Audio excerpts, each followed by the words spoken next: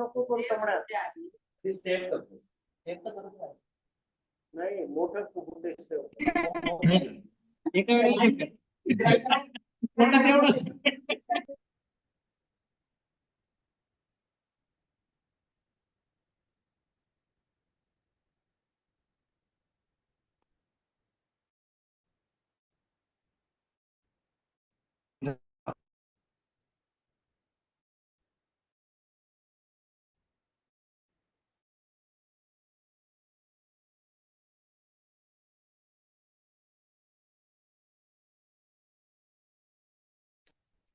Very good afternoon to one and all. Amol, I am audible.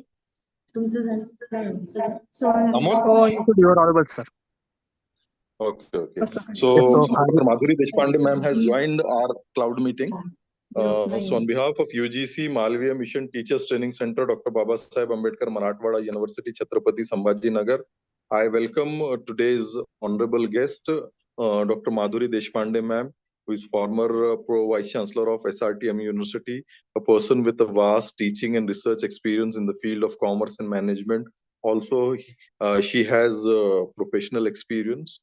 She has guided students to their PhD and also for MPhil. Also, she has a publication of well-reputed national and international journal. Indeed, it is really an honor and pleasure for all of us to have her here in this cloud meeting. So again, on behalf of UGC Malviya Mission Teachers Training Center, Dr. Baba Saheb Ambedkar, Marathwada University, Chhatrapati Sambhaji Nagar, I welcome Senior Professor Dr. Madhuri Deshpande ma'am.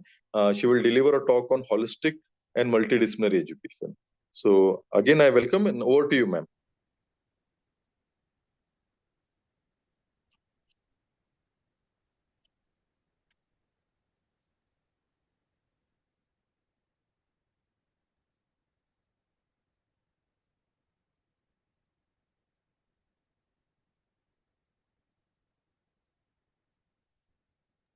Over to you, ma'am. Madhuri ma'am, over to you.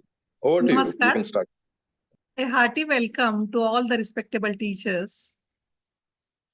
Feeling glad to connect with you online for this NEP orientation and sensitization program organized by UGC Malviya Mission Teacher Training Center of Dr. Baba Saheb Ambedkar, Marathwada University, Chhatrapati Sambhaji Nagar.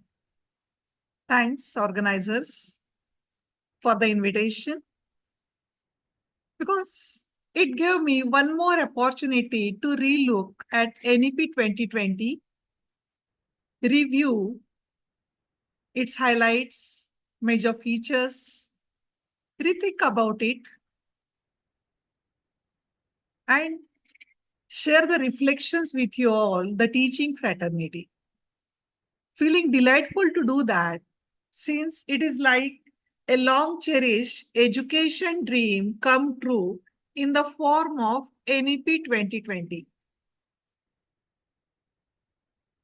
Education leads to economic and social progress. Well-defined and futuristic education policy that is essential at school as well as at college level, at higher education. The National Education Policy, NEP 2020, which was approved by the Union Cabinet of our country on 29th of July 2020, outlines the vision of India's education system. The new policy replaced the previous National Policy on Education, NPE 1986. We know it. NEP 2020, that is a comprehensive framework for elementary education, from elementary education to higher education, as well as vocational training in both rural as well as urban India. First time in world history, education policy is framed by seeking feedback from more than 33 crore inputs from people from all walks of life. This is truly the first Swadeshi policy of independent Bharat almost after 185 years. Now let us begin with, let me again share with you some features of education in ancient India. Thereafter, we'll relook at the definitional kind of framework of education. We'll find out what exactly it means and to what extent we are able to give justice to that. Which dimensions we have understood very well and which dimension they deserve some kind of attention as well as focus. And then, in the light of NEP 2020, let us see what it means by holistic and multidisciplinary kind of education. Now, education in ancient India.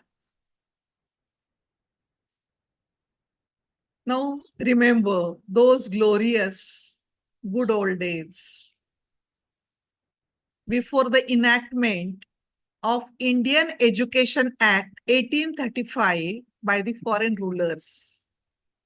Ancient Bharatiya education system functioning at its best based on the platform of Gurukuls. Names of stalwarts like Gargi, Maitreyi,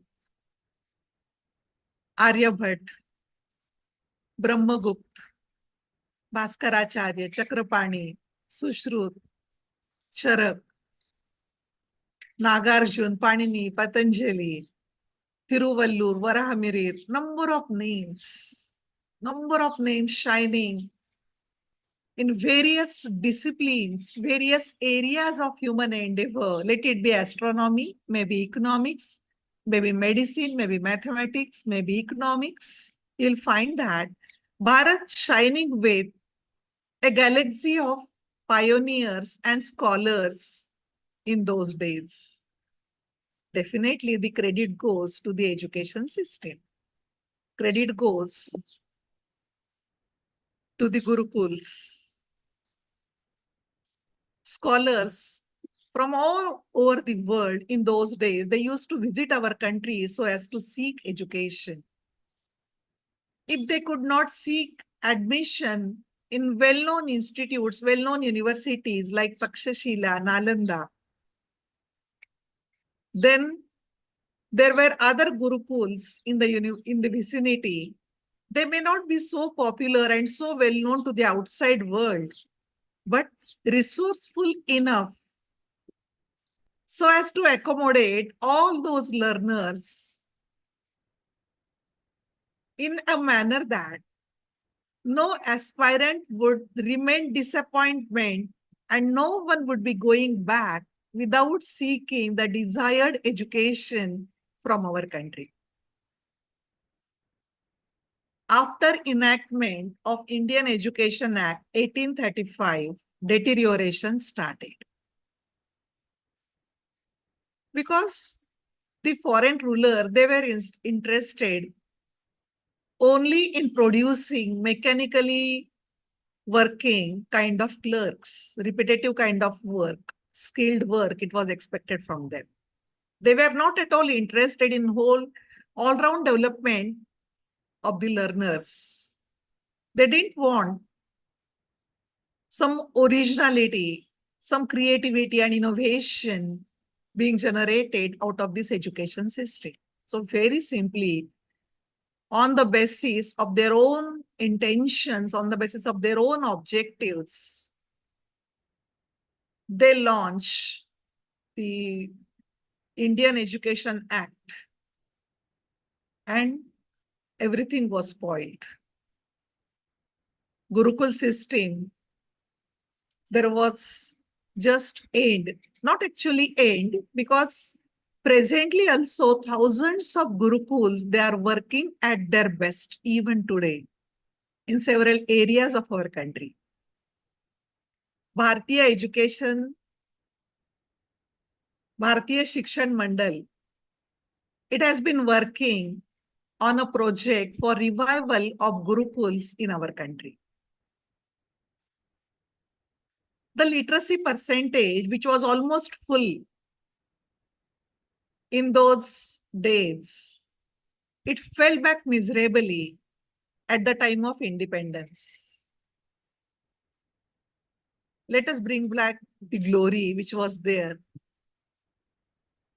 with our Bharatiya education system. Let us be committed to proper execution of NEP 2020 with our wholehearted efforts, commitment, and dedication. As Swami Vivekananda said, arise, awake, and stop not till the goal is achieved. We teachers, basically, we are fully responsible for the sake of whatever happens with our education system, maybe with reference to the objectives, maybe with reference to the outcome, maybe with reference to the pedagogy, teaching, learning methodology, which we are using. Because drafting an education policy, it is a task being done by some appointed committee. Thereafter, the entire task of giving justice for all the features, all the highlights of the education policy, that is dependent fully on only teachers who work at the grassroots. First hand, they are responsible for the sake of observing whatever happening, for the sake of experiencing what is being done, what is missing, what needs to be added, what kind of focus it is required. All such kinds of issues, definitely, completely they are dependent upon we teachers.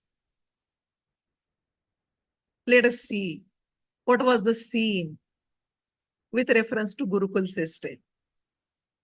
It's very interesting to know the Gurukul system.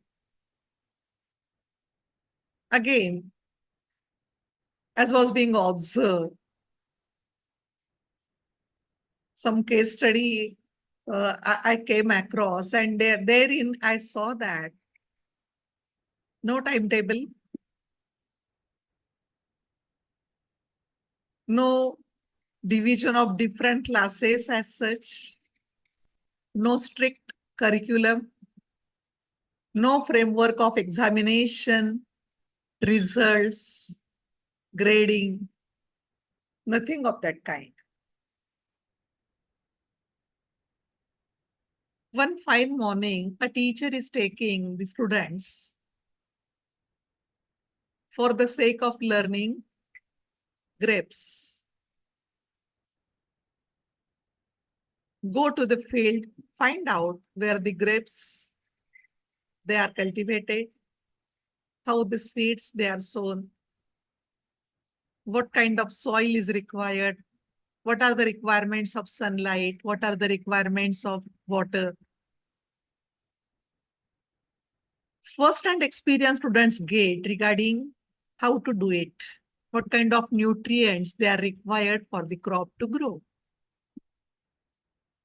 What is to be done so as to improve the quality of the yield, quality and quantity of the yield. First-hand experience students along with their teachers they get regarding all these. From where to seek the raw material, where the seeds are available, how to procure that. What kind of care is to be taken so as to sow the seeds. What about the time duration for each of the activities which are required across all the links of the value chain, which begins with acquisition of raw material and which ends, one of the end points is crop being ready to sell in the market. Even thereafter, there is a need for dealing with some kind of processing industry. Again, those kinds of avenues also, students, they are made aware about. Maybe dealing with grape juice, maybe preserving grape powder, whatever it is. All the possibilities, they are indicated to the students. how to market it, what kind of skills are required to market it, which market is to be chosen, how to divide the market, how to segment the market, which segments they are more approachable, which segments they are more profitable, how to price the product,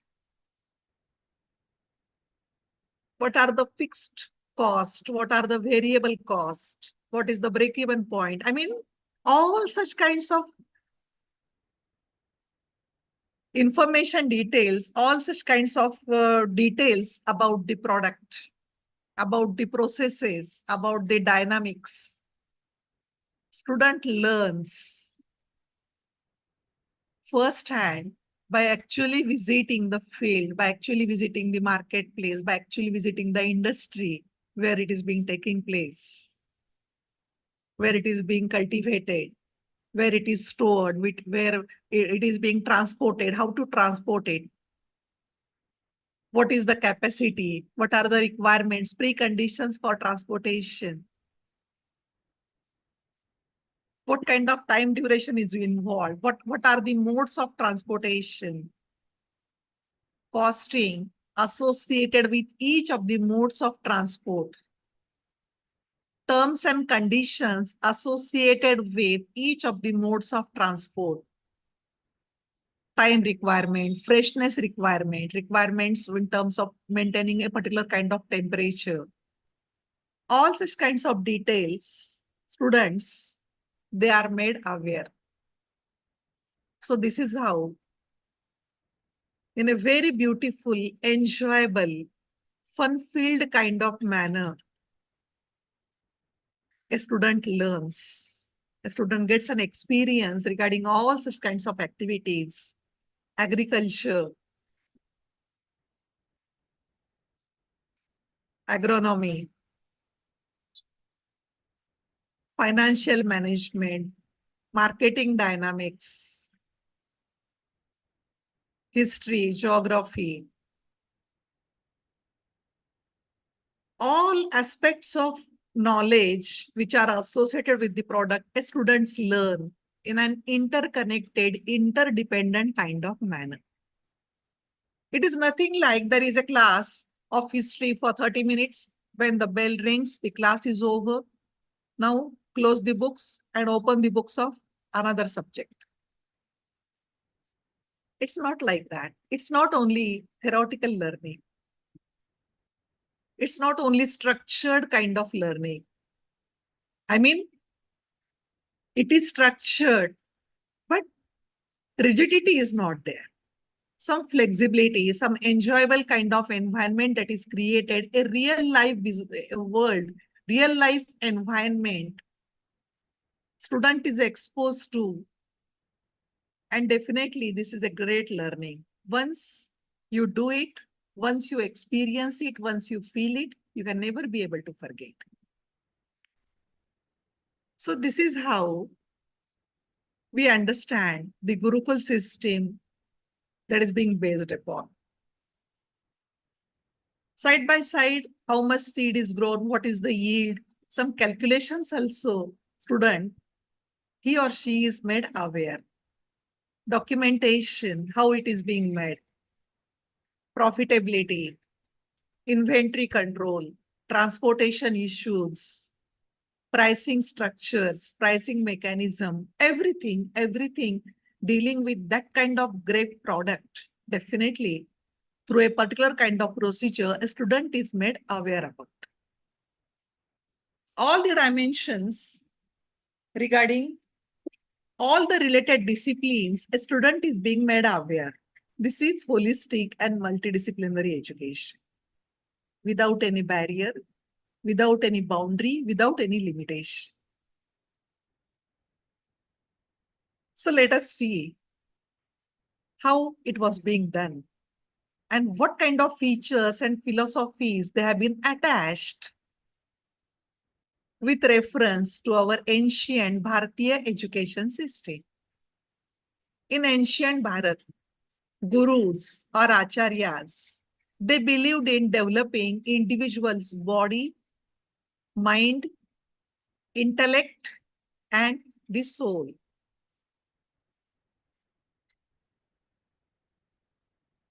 Now we have said the tradition of holistic education through great institutions, world-known institutes like Takshashila, Nalanda, Kolabi, Vikramshila.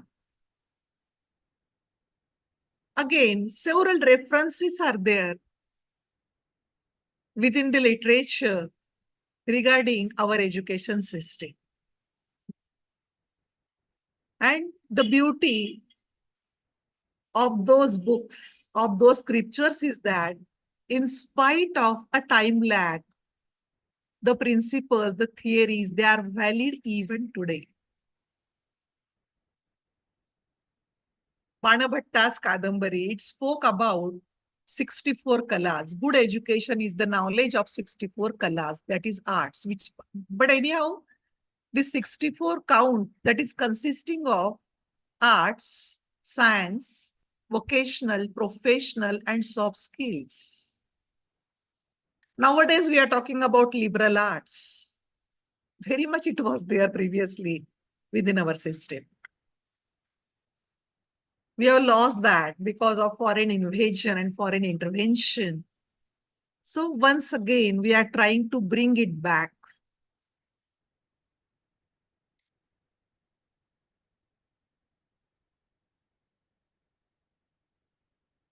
Kautilya's Arthashastra. Maybe many amongst you had some exposure regarding that book. Maybe you are aware about what Amartya Sen. He has propounded different theories and principles in economics. And you will find that Kautilya's Arthashastra, many aspects of that, definitely it is a great learning for us to go through all those pages, turn the pages of that book and find out what kind of work has been made by the stalwarts in those days. Today we are talking about global village, global citizen. Very much it was there in our education system. Bharatiya education system, it aimed at creation of Vishwamana, that is global citizen, but rooted in Indian culture. This Vishwamana, he or she was supposed to show the capacity of rational thought, compassion, empathy, courage, resilience. Now, whenever I'm talking about the attributes, let us try to internalize, let us try to focus to what extent we are able to mold the personality of the students, personality of our students with reference to all such kinds of qualities and traits. Once again, I repeat what I said. This Vishwamana is supposed to be possessing rational thought, a capacity for rational thought, compassion, empathy, courage, resilience, tolerance, creative imagination, with sound ethical moorings and character building, ethics. Definitely, it is very much inseparable when we talk about the education process, when we talk about the education system. It was expected that students, they should acquire life skills necessary for lifelong kind of development. Everyone was required to learn about the life skills. Development of the capacity that promotes student wellness, such as fitness, good health, psychosocial well-being, sound ethical grounding. These are various perspectives, various aspects of holistic education. Nowadays, we are talking about multiple intelligence. We think that this concept, it is launched in these modern times. Not like that. It was very much there within our education system. It was a part of, inseparable part of our education system. Let it be emotional intelligence, spiritual quotient, let it be physical quotient, social quotient, adversity quotient. So definitely, it was there in one way or the other. And definitely every teacher, every guru definitely used to take care of development of all such kinds of facets of students' personality by giving various assignments, by giving various tasks, by giving various kinds of projects, as we call it nowadays. The purpose of holistic education, that is to develop a highly capable, socially acceptable, skilled, enterprising youth who would assume leadership in various spheres. Remember again, each and every term speaks a lot about different dimensions of holistic and multidisciplinary education. Highly capable, definitely capability and competence that is expected in whatever areas of learning the student is interested. Along with that, social acceptability. That is again very much important in the light of growing problems of regarding mental health of our society. Definitely, we are required to appreciate these various dimensions. Skilled, enterprising youth. Nowadays, we are talking about vocational education. We are talking about skill enhancement, reskilling, upskilling. We are talking about all such kinds of issues. But anyhow, it was there right from ages together, right from generations together within our education system. Assuming leadership in various spheres. That is again a proper focus regarding this learning process. What we are interested in is not the followers. Definitely, everyone is having some talent for leadership. Definitely, everyone should be given the opportunity to assess one's own worth, one's own quality, one's own personality, and accordingly should be able to give justice for nurturing all those attributes which he or she is desiring. Who am I? Who am I? Koham. So that kind of exercise, again, that helps a lot with reference to a clear understanding of self-worth. Understanding about one's own personality. What are in management literature, we call it as SWOT analysis. Strengths, weaknesses, opportunities, and challenges. Previously, it used to be termed as SWOT analysis. Threats. But the term threat is having a negative connotation, and because of that, now we call it as SWOT. We are using the term challenge, which is having a positive orientation for looking at the issue. So ample opportunities, students, they should be given so as to go for self-appraisal. Koham. What exactly I am? What kind of strengths do I possess? What are my weaknesses? What is the probability of improving on all such kinds of weaknesses? With whatever strength and weakness structure I am having, what kind of opportunities I can be able to grab within the outside environment, within the external kind of environment? What are the challenges for me? How I can be able to meet those challenges? This kind of exercise, definitely at a frequent interval of time, student, they should be encouraged to go for. So accordingly, more and more awareness would be there. And definitely, instead of just putting the load entirely on the teachers of assessing the personality of the student, try to groom the personality, try to sharpen many skills and many attributes. Instead of that, a student has to become aware. A student has to become somewhat demanding. Then the system, education system, it would be working in a far efficient and effective kind of manner. Because as we say in case of humorously it is being said, nothing you can be able to market unless someone is ready to buy it. You cannot be able to sell unless and until someone wants to purchase it.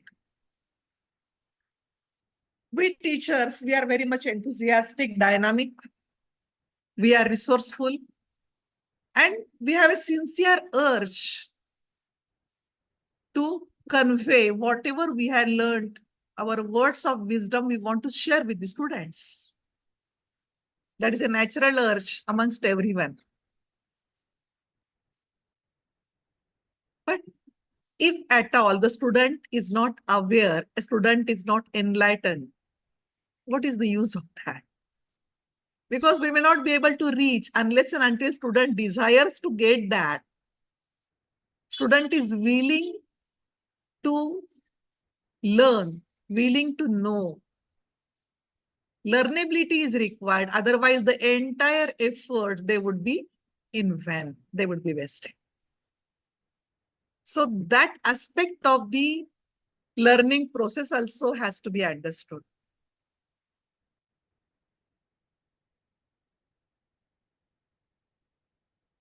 Now, at this moment, we have understood that holistic education is having number of dimensions.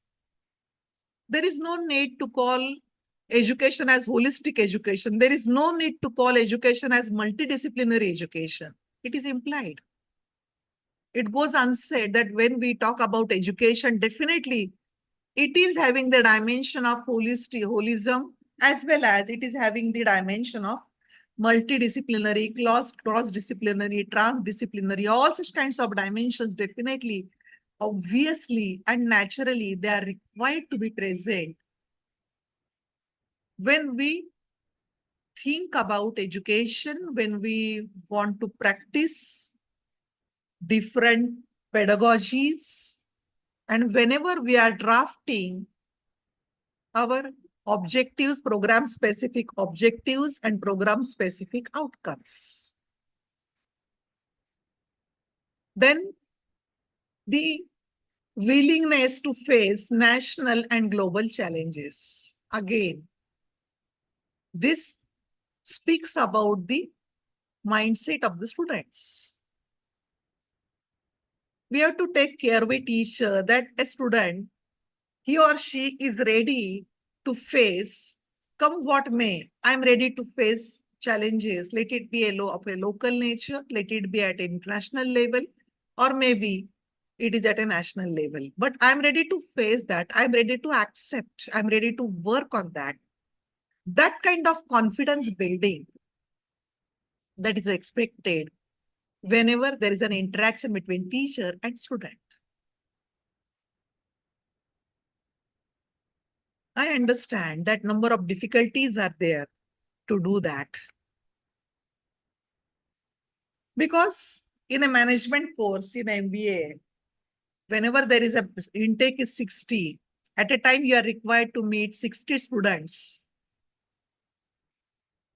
It's not very easy to focus on the uniqueness of each and every student.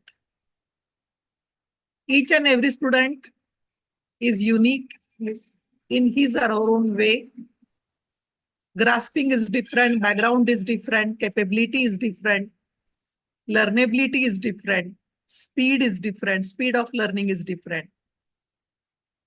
So it is challenging. It is not difficult. It is not impossible. A sensitive and sensible kind of teacher definitely can address all such kinds of diversities, all such kinds of differences within two students, and without spending additional time, give justice for all-round development of the students in an agreeable kind of manner. Now, at the same time, we are required to appreciate our culture, our tradition. We are required to understand dedication of the student with human values.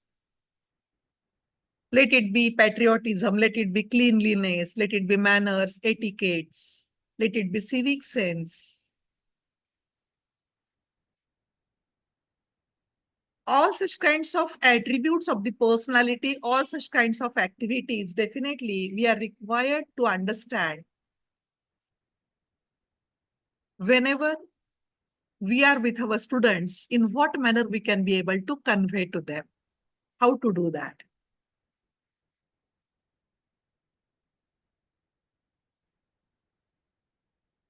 Then again, we understand K, S, and A. Knowledge, skills, attitudes. Whenever we mention the task of teaching, task of learning, or teaching learning, it's not only with sharing of knowledge.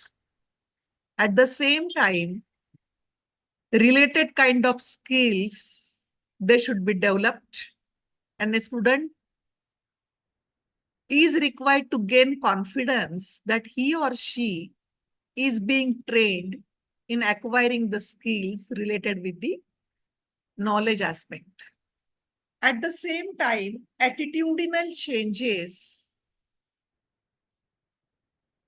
they should take place in the students as and when this knowledge sharing, skill enhancement, skill training that is on. And this is what is to be reflected in the behavior of the student.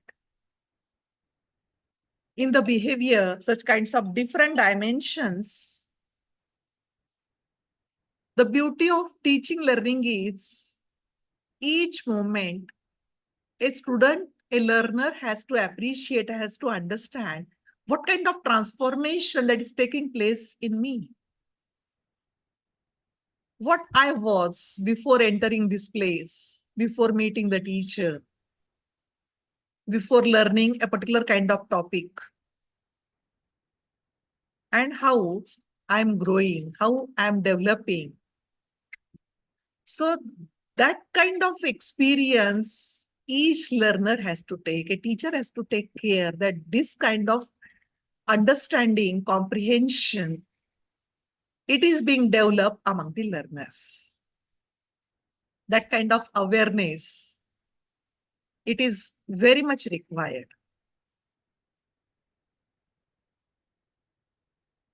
We have formally adopted holistic education through NEP 2020. This holistic education looks after both livelihood and the life. Livelihood is only part of life. It is not whole of it. So it has to be understood. Why I'm saying that? Let me explain. Nowadays, don't you think that we are placing too much importance on employment?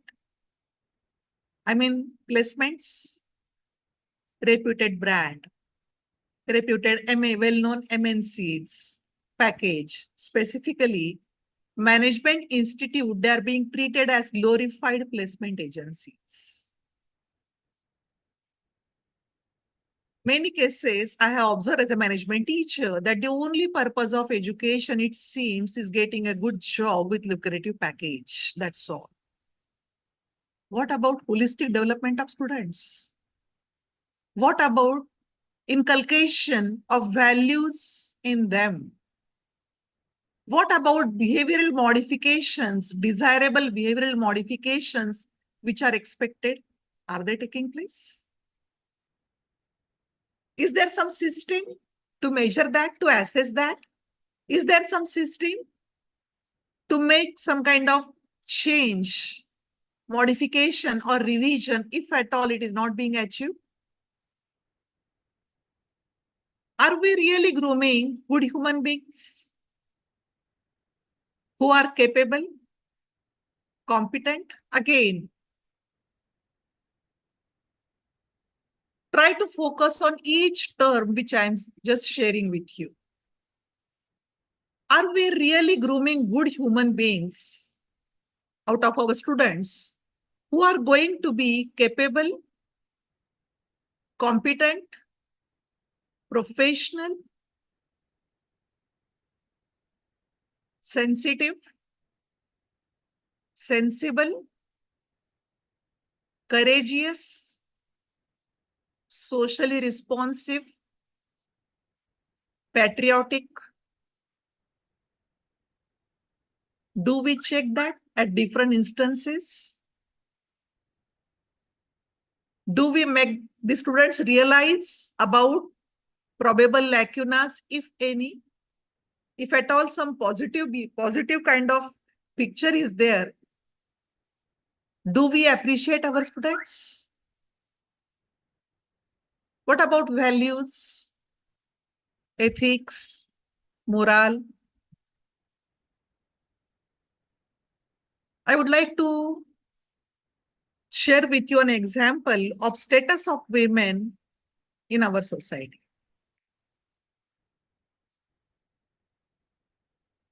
Gone are those days of Gargi, Maitreyi, Lopamudra. There was equality in true sense. In ancient India, Vidushis, they were respected. They received freedom. Their opinions, their decisions, their views, they were valued. They were counted. Yatre naryastu pujante ramante tatra devata. Today also very commonly we use such kinds of sayings and proverbs. But really, do we walk the talk? Or we say it only for the sake of saying and practice is different than whatever we are saying? Students, they are very sensitive. Immediately they grasp what is being done. When we say something but we don't practice, they are smart enough to understand that. So definitely the onus is on us. We are required to be very much particular regarding all such kinds of aspects. Am I reaching you?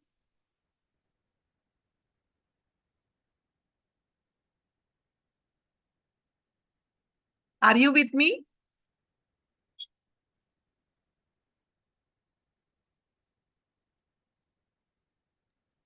Yes, ma'am, you are audible.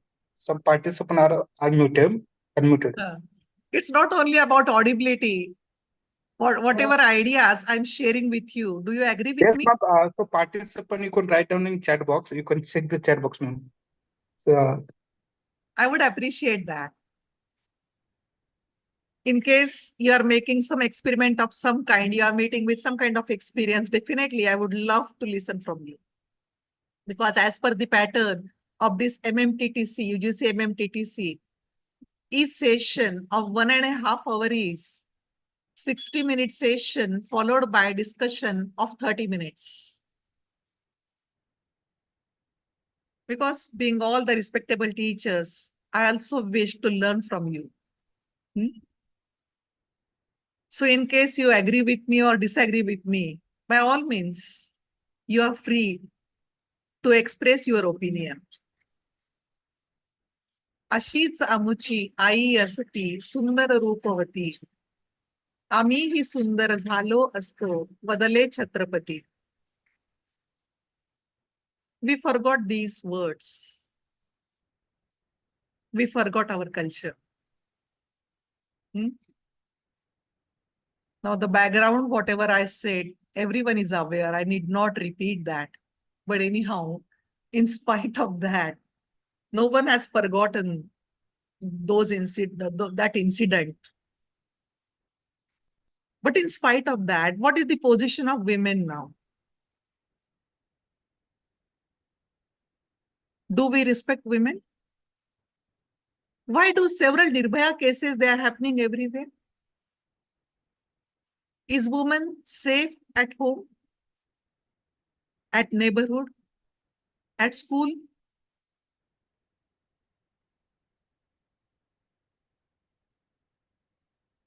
Just a moment, some issue is there.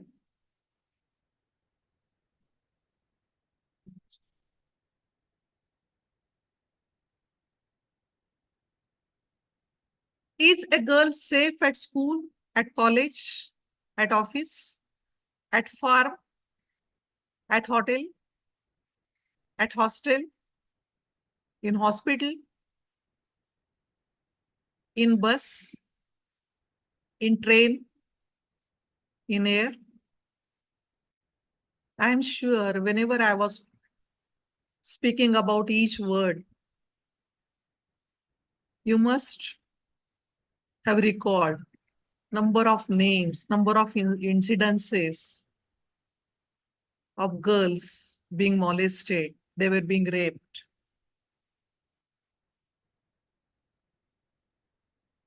What is our role? What do we do in such instances? Are we silent spectators only? What do we teach our students? What is their role as a citizen, as a responsible citizen? What do we do to stop it? Candle march? Silent procession? Is that all? Is it adequate? Is it sufficient? What has happened to our value system? Literacy percentage is increasing, but with growing literacy, is there a significant decrease in undesirable, unethical, illegal, antisocial practices, crimes, violence? This signifies need of value education, all-round holistic development of the students.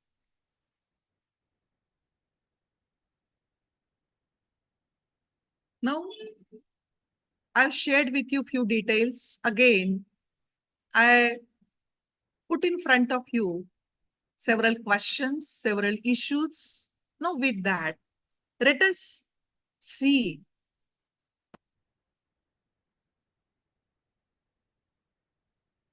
what is the meaning of education.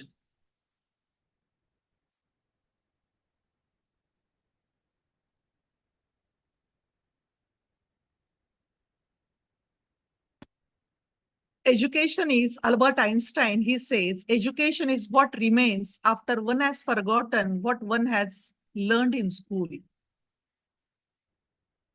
Not deliberately, I have chosen few definitions so as to develop a specific understanding with reference to the term education. Education is not preparation for life. Education is life itself. The aim of education is the knowledge, not of facts, but of values. At each of the definitions, you think on your own and try to find out to what extent we have understood that, to what extent we are implementing that, to what extent we are utilizing this wisdom in our day-to-day activities as a teacher. The purpose of education is to turn mirrors into windows.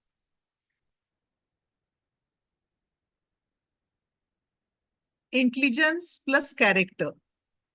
That is the goal of true education.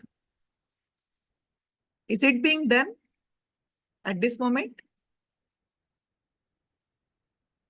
What is our role as a teacher?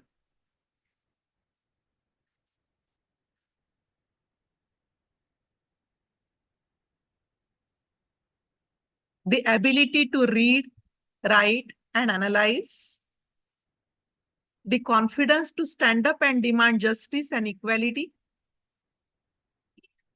The qualifications and connections to get your foot in the door and take your seat at the table. All of that starts with education.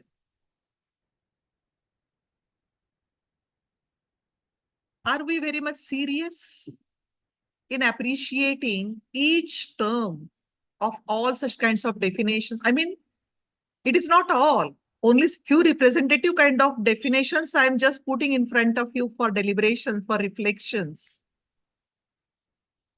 Whatever we do every day,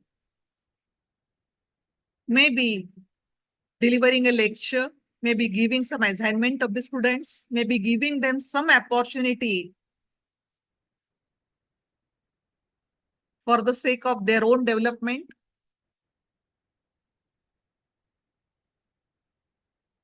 Maybe with reference to examination pattern, how we are going to give justice for the holistic development of our students.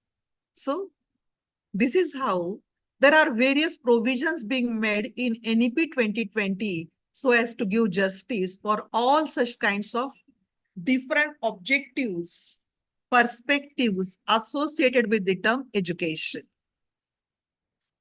What makes a child gifted and talented may not always be good grades in school, but a different way of looking of the world and learning.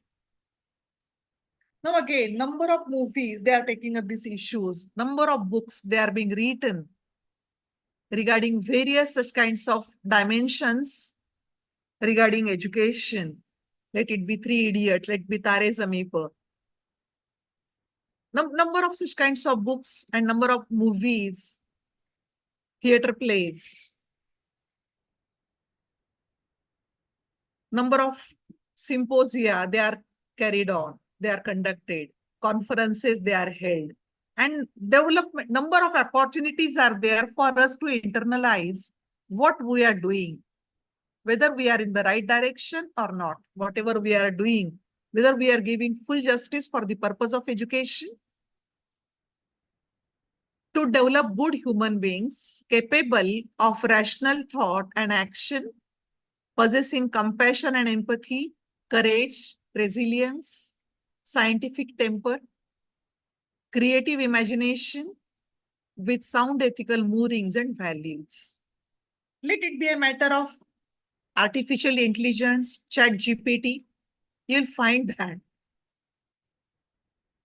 technologies, they are emerging, new technologies, they are emerging.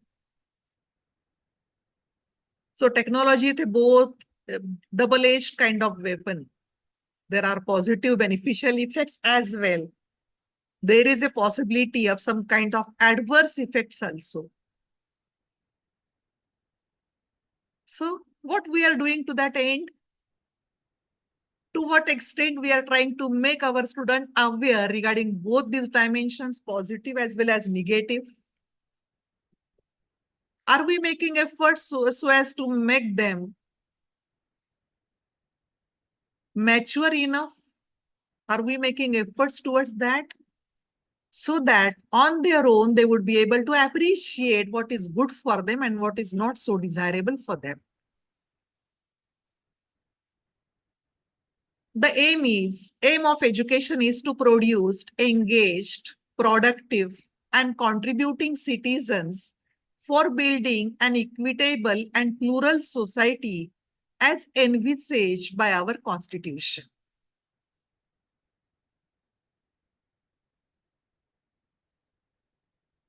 We are interested, the end point is to build an equitable and plural society as envisaged by our Constitution.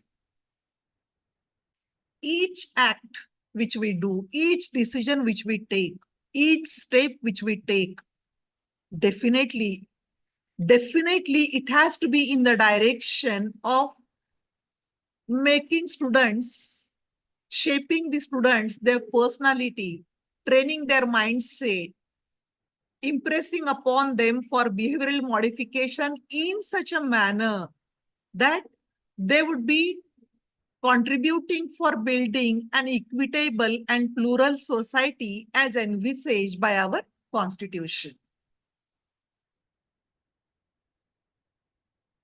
Quality education. Quality education must aim to develop individuals who are excellent, thoughtful, well-rounded, and creative.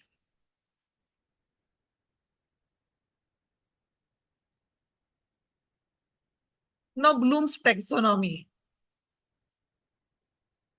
You must be aware about that. There are different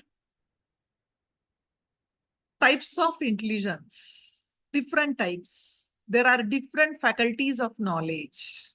There are different dimensions of the personality. What we are doing as a teacher so as to give justice for the integrated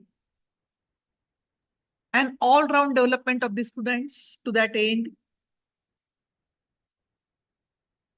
we are giving them, we are delivering good lectures, we are providing them knowledge, we are giving them questions important from examination point of view, we are making them exam ready.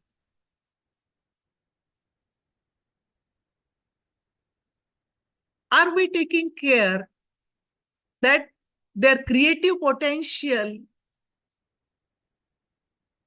has to be developed? What kind of efforts we are making so as to give justice for development of their creativity? Lateral thinking, out-of-box thinking, positive thinking. Are we planned, conscious, and deliberate in our approach in inculcating all such kinds of attributes in the student personality? Entrepreneurship, entrepreneurial personalities. Is our focus clear for developing enterprising nature of our students? Enterprising personality indicates goal setting, problem solving, and locus of control. These are the various dimensions of entrepreneurial personality. Is our focus very much clear and sharp so that students, they would understand that their locus of control is internal or external? What is desirable? Do we indicate them? Problem solving ability, is it being developed amongst them? Do we give them some exercises, some management games, some exercises so that they can be able to appreciate their leadership ability? They would be able to appreciate their problem solving ability. Are they given some assignments and are they required to work on their own for the sake of solving the problems?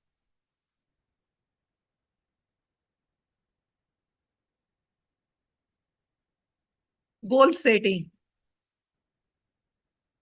How many amongst us interact with the student to ask about their goals, their goal for a day, their goal for a week, their goal for a month, their goal for 5 years down the line? How many of us do that? Number of times we observe that students, many of them, they are not clear about all such dimensions. The moment at which they become aware about their ambition, definitely they would be moving towards fulfilling their ambition.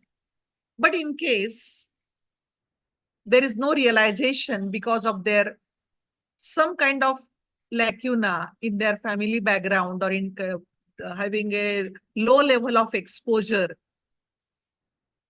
Because of that, in case they are not aware, what do we do that? So as to make them realize that goal setting, problem solving, these kinds of activities, necessarily they should take up at frequent interval, so that they would have the realization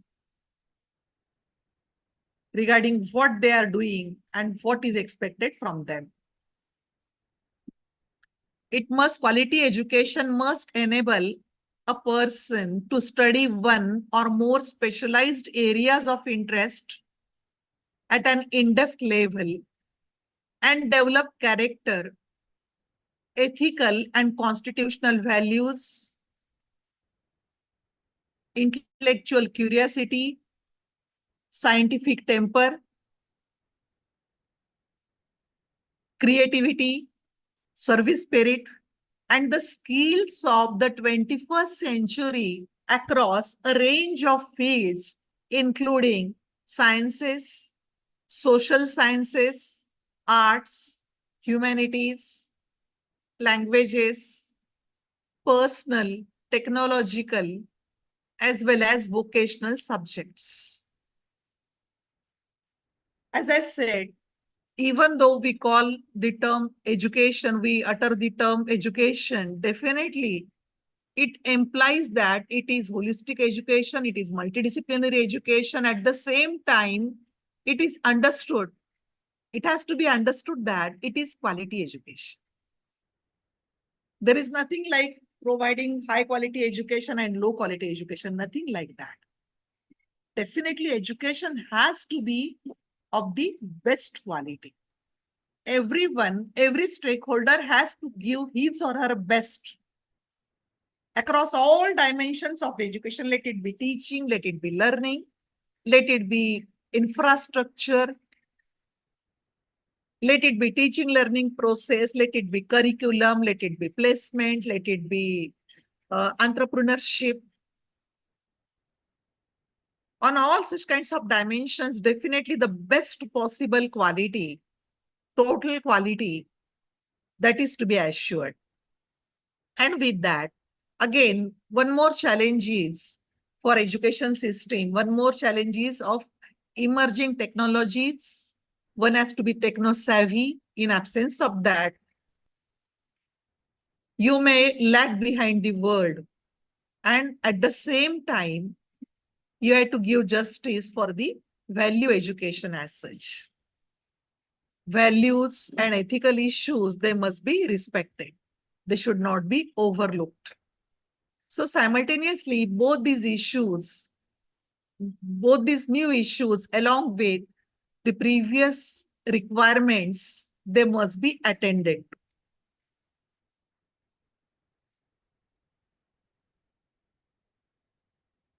Now let us turn, with this background, let us turn to the features of NEP 2020. We have seen the meaning of holistic and multidisciplinary education, how it was being imparted in our ancient Bharatiya education system. In our day-to-day life, what we are required to do as a teacher, as a learner. Because basically, as we understand, every teacher is a student forever. Every student teaches and every teacher learns. That is very true. Not a moment should go without learning something. That has to be the spirit. Unending learning opportunities are there. One can never claim that I have learned everything and I'm perfect, I'm excellent. No, nothing like it. The process is on. You may be able to cross one milestone. That doesn't mean that as the end of the activity, you have just got the destination, nothing like that. The journey is on, it is continuous, it has to be consistent. It has to be untiring. So with that, we have learned several dimensions of that. Let us see how this NEP 2020, how it is designed, how it is formulated and planned, so that whenever you are executing different features of NEP 2020, multidisciplinary and holistic education, definitely it would be attainable. Let us see that. NEP 2020, it has the vision like an India-centric education system that contributes directly to transforming our nation's sustainability into an equitable and vibrant knowledge society by providing high-quality education to all. As I said, we are required to provide the best possible quality education, the highest possible quality we are required to deliver. What is quality? It is highly individualized.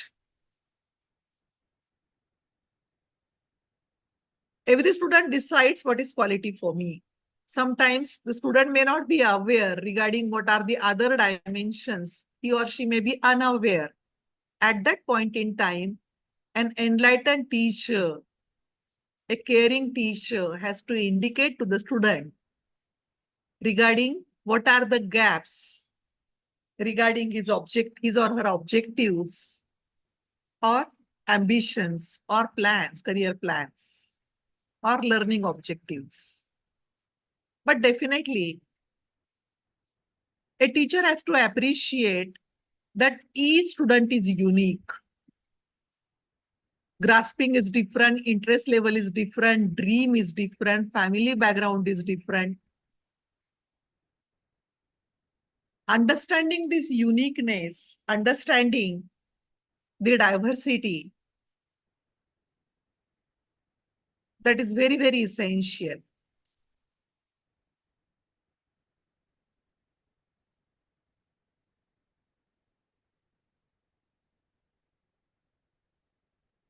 NEP 2020, it is based on the fundamental pillars of access, equity, quality, affordability, accountability.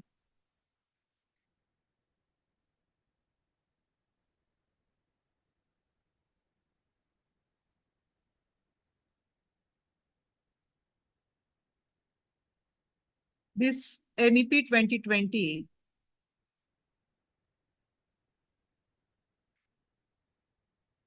that is aligned to the 2030 Agenda for Sustainable Development, and it aims to transform our country into a vibrant knowledge society and global knowledge superpower by making both school and college education more holistic,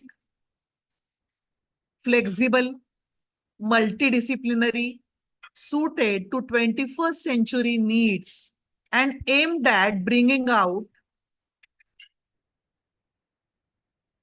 the unique capabilities of each student.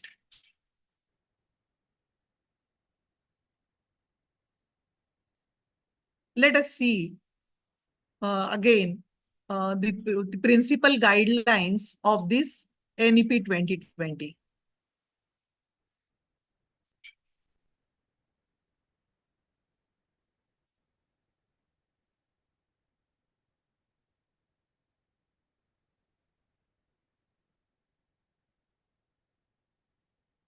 NEP 2020 envisages holistic education as the way to lead the country in 21st century with an aim to have both individual and national development. It is the philosophy based on the premise that each learner finds identity, meaning, and purpose in life through their local connections with community, with natural world, and to humanitarian values such as compassion and peace. No, this is very important. Each and every learner has to shoulder the responsibility of leading the country to 21st century. everyone is having the personal agenda of individual development. At the same time, how with individual growth we can contribute for national development. That has to be taught.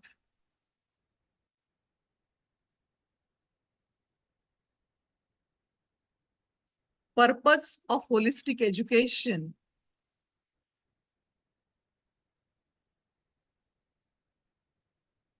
Just a moment.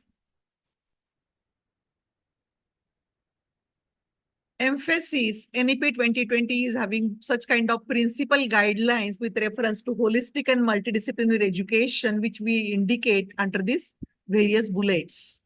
Emphasis on conceptual understanding, creativity, critical thinking, ethics, human and constitutional values, as well as life skills. Now again, rethink. Whenever we plan, whenever we go for lesson plan, whenever we enter the class, whenever we plan what to do in a class, how to engage the students, do we focus on each and every dimension which is indicated under this first bullet? Again, I repeat, because it is important. Conceptual understanding has to be done. At the same time, conceptual understanding has to be developed with reference to a focus on creativity, critical thinking, ethics, human and constitutional values, as well as life skills. So rethink. Many times what we do is, sometimes whenever we go for learning, unlearn, relearn. These are the philosophies.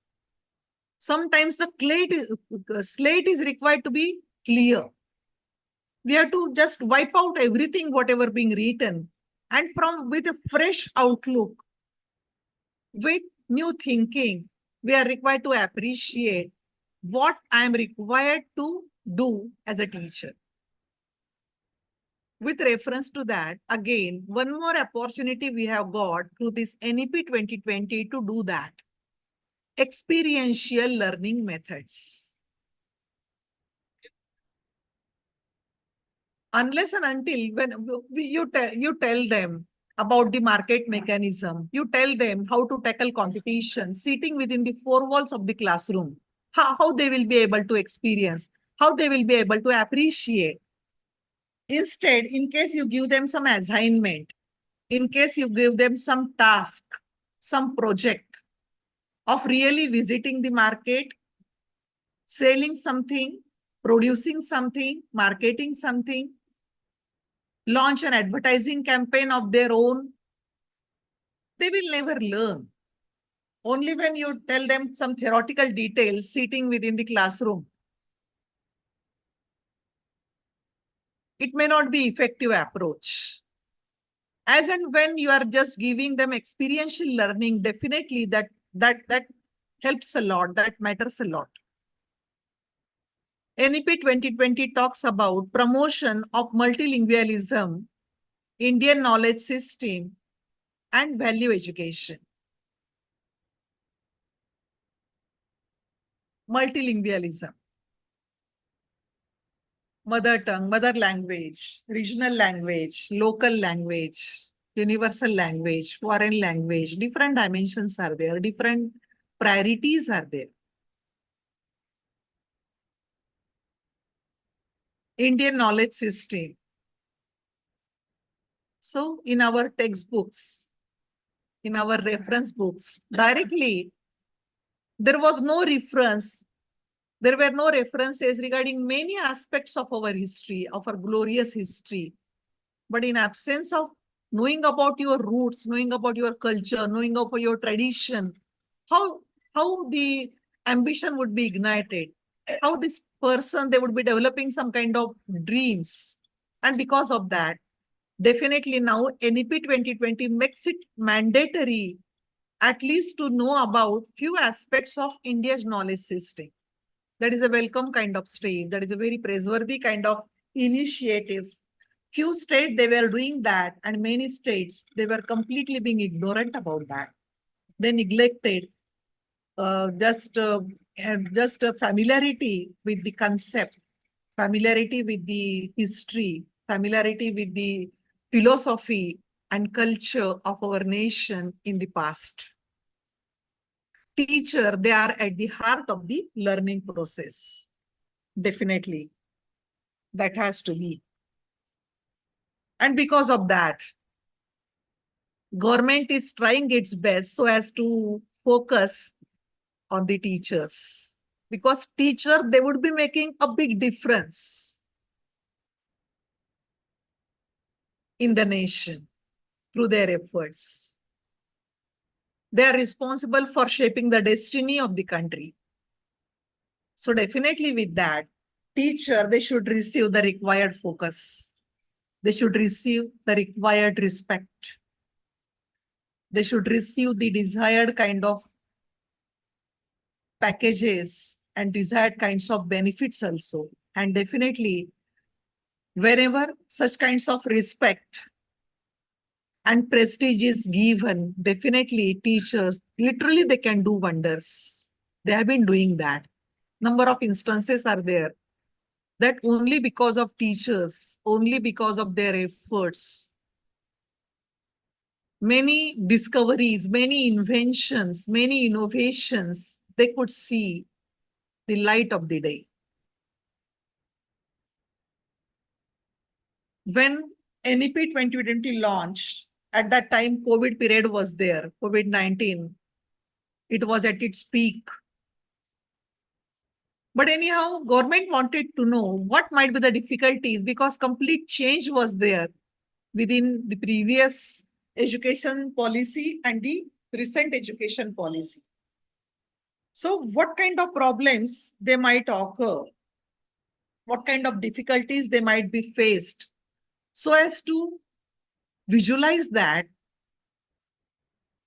NEP-OCT-A conducted a series of webinars by taking the help and support of several NGOs. Among such kinds of NGOs, Bharatiya Shikshan Mandal was there. As a member of the Bharatiya Shikshan Mandal, I was associated in that kind of activity. It was a very intensive, very just well-planned and well-organized kind of activity of organizing webinars for the teachers, putting in front of them some contents and some highlights of the policy, making them think about all the probable difficulties that might arise in its implementation. And again, simultaneously, they were asked about what kind of solutions do they suggest for the sake of perceived difficulties. Several chat rooms, discussion rooms they were on. Several forms they were expected to be filled by the teachers. This is how the entire country was approached. All the teachers throughout the country, they were approached with these webinars. Their opinions, they were sought. The report was established and accordingly efforts were made for the sake of executing this NEP 2020. Then again, one more good initiative was taken by our government, School Connect, in the form of School Connect in the last year. Students learning in the 12th standard and students learning in the last year of their graduation, they were required to attend the workshops at various colleges for understanding what is NEP 2020 is about. What is the meaning of academic flexibility? What is the meaning of multiple entry, multiple exits. What is the meaning of academic bank of credits? Number of different features, what is available, what kind of opportunities they are available for them. What kind of flexibility that is given to them. So for making them aware about this new education policy, options available for them, conveniences available for them, special sessions they were conducted, and maximum efforts were made to reach the students in advance so that they would be prepared for the sake of making their choice, for making selection of different courses as well as different programs. So this is how nowadays also this NEP orientation and sensitization programs through UGC, MMTTC, Malviya Mission Teacher Training Centers throughout our country, they have been just conducted a series of such kinds of sessions they have been organized so that more and more involvement of the teachers, more and more deliberations they would be taking place, more and more introspection. Students and teacher, they would be getting an opportunity with reference to that. And definitely with that, whatever education dream we are perceiving, we would be able to materialize that in actual reality. And for that purpose, it is expected that a light but tight oversight and regulatory system to ensure integrity and transparency while encouraging innovative and creative ideas through autonomy, good governance, and empowerment.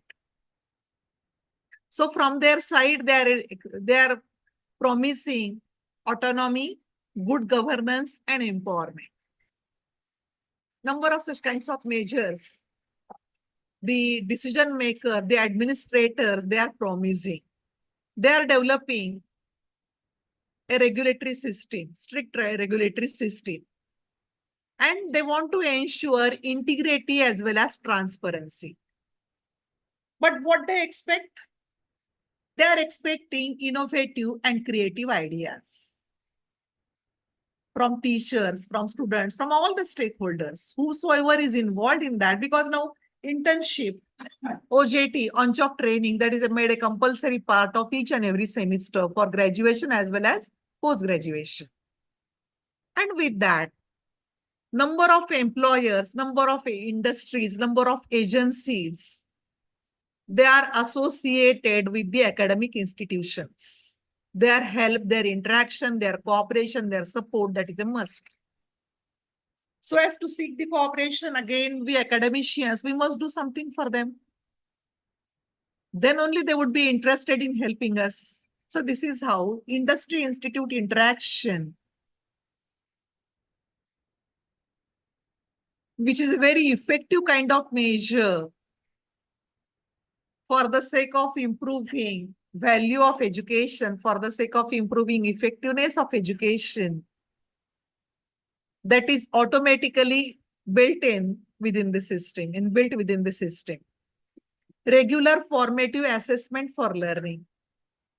Now again, number of controversies and number of debates they are on, number of criticisms also we observe regarding our present education, examination system, assessment system, number of problems are there.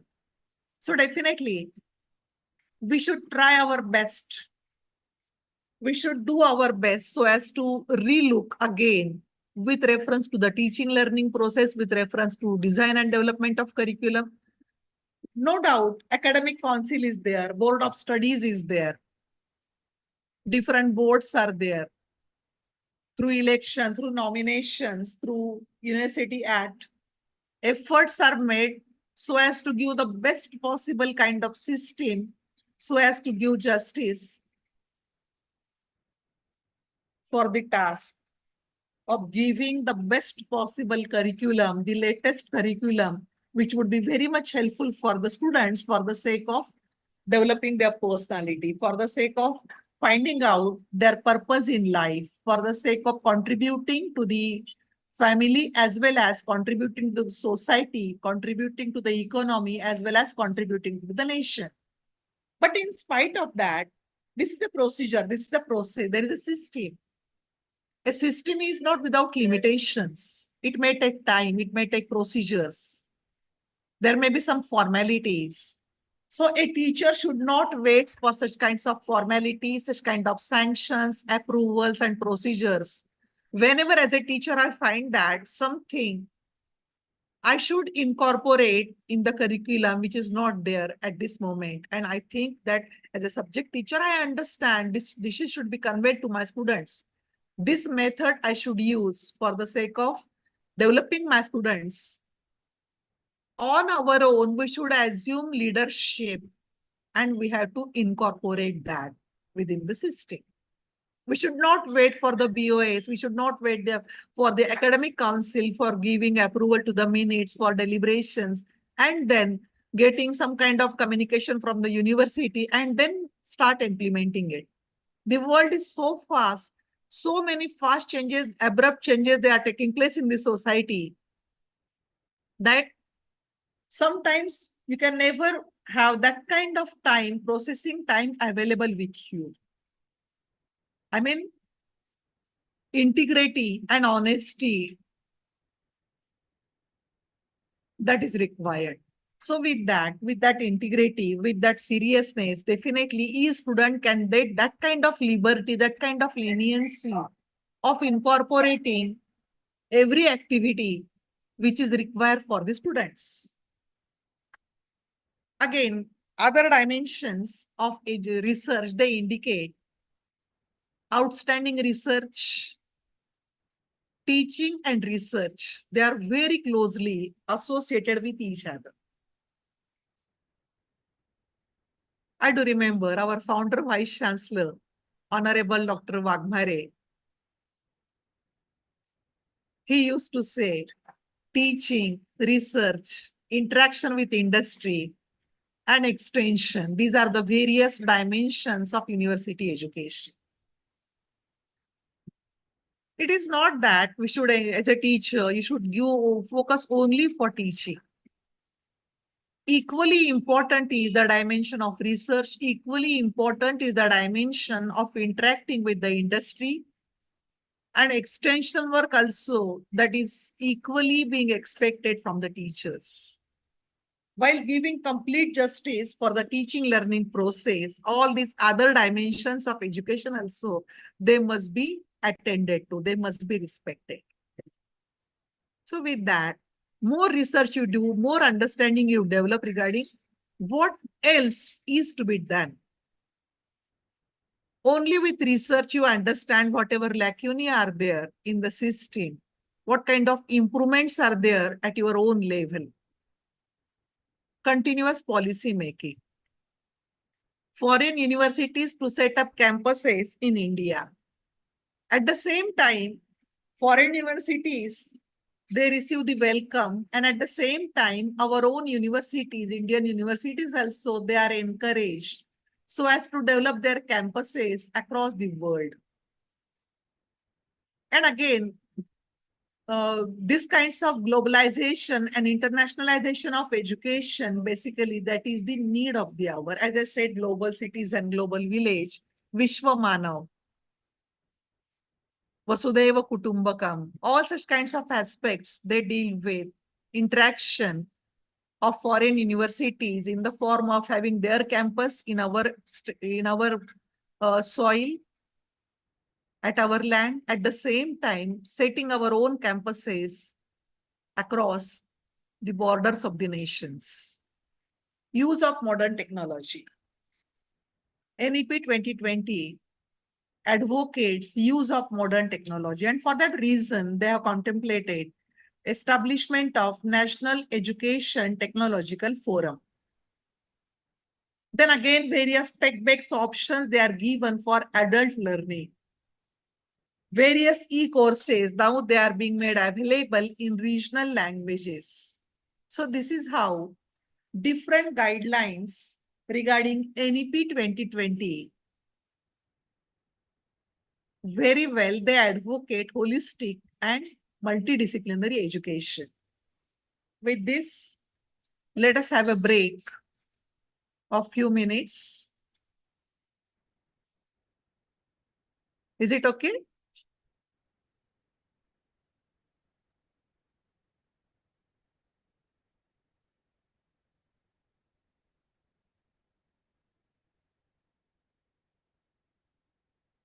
Let us have a break for 10 minutes and then again we'll continue with several other aspects of holistic as well as multidisciplinary education.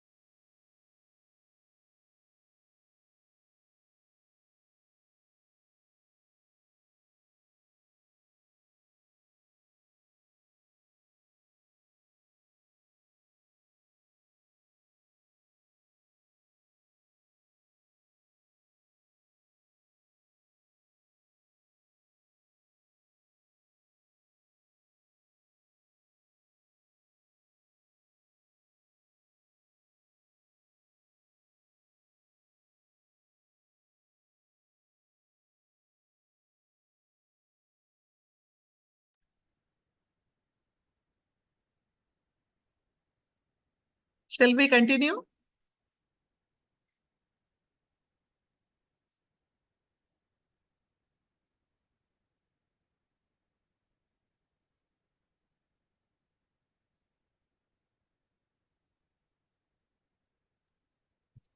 Yes, ma'am.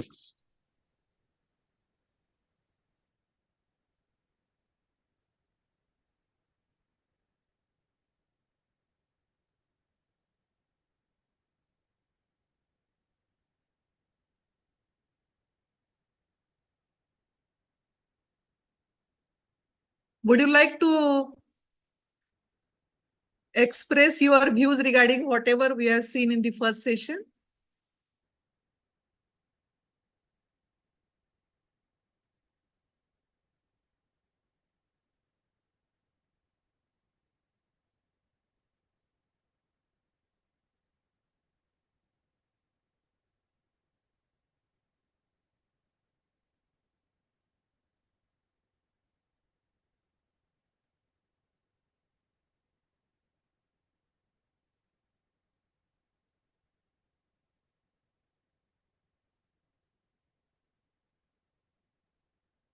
Well,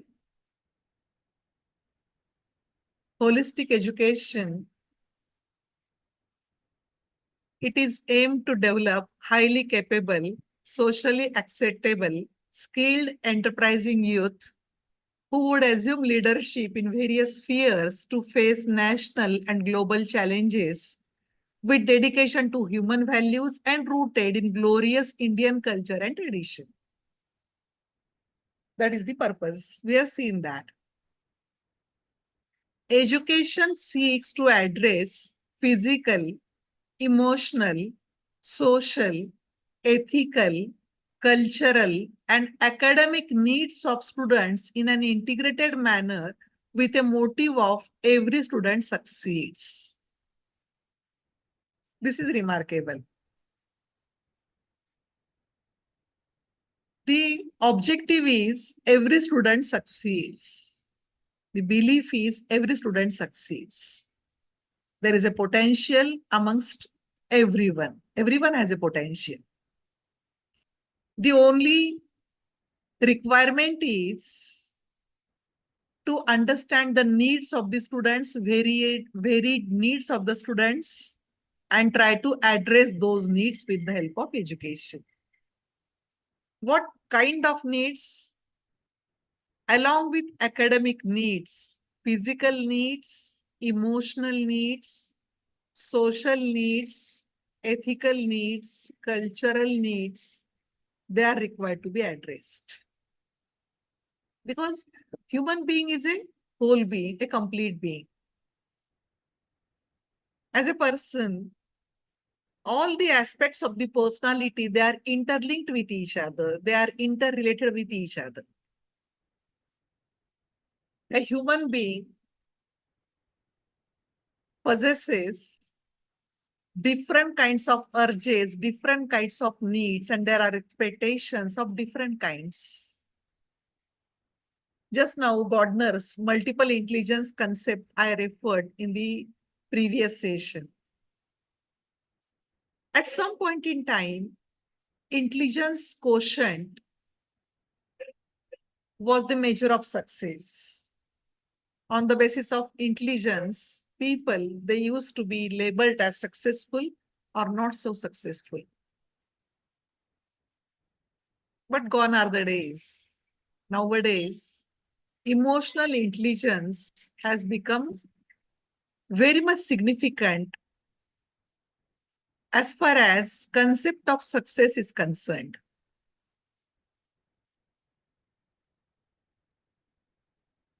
Emotional intelligence is being in the shoes of the others, how to get along with the others, how to interact with others, how to seek cooperation, how to extend cooperation, how to support, how to seek support,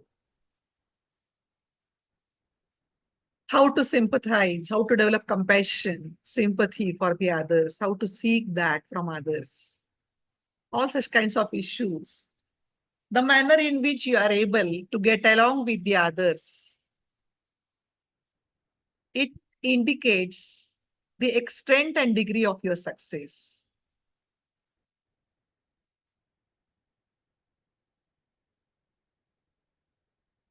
social needs also equally they are important.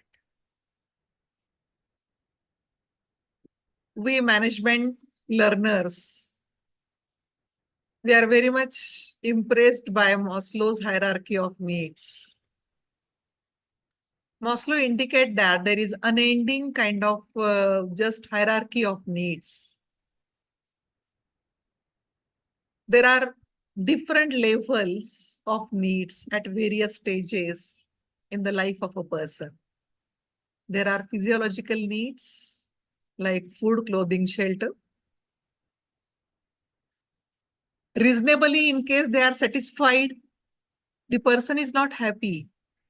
Partial fulfillment of those physiological needs, the immediate other higher level need in the form of safety need, it emerges.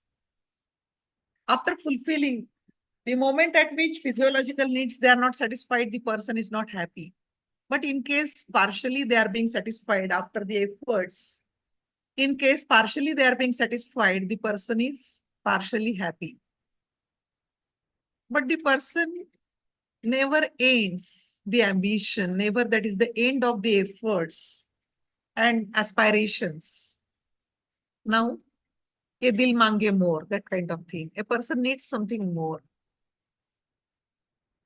Now, the person is in need of security and safety needs. Job security, that is the requirement. Daily wages, at least the problem of a day is finished. Problem of a week also, that is done, that is taken care about. But what about the safety? What about the pension after retirement?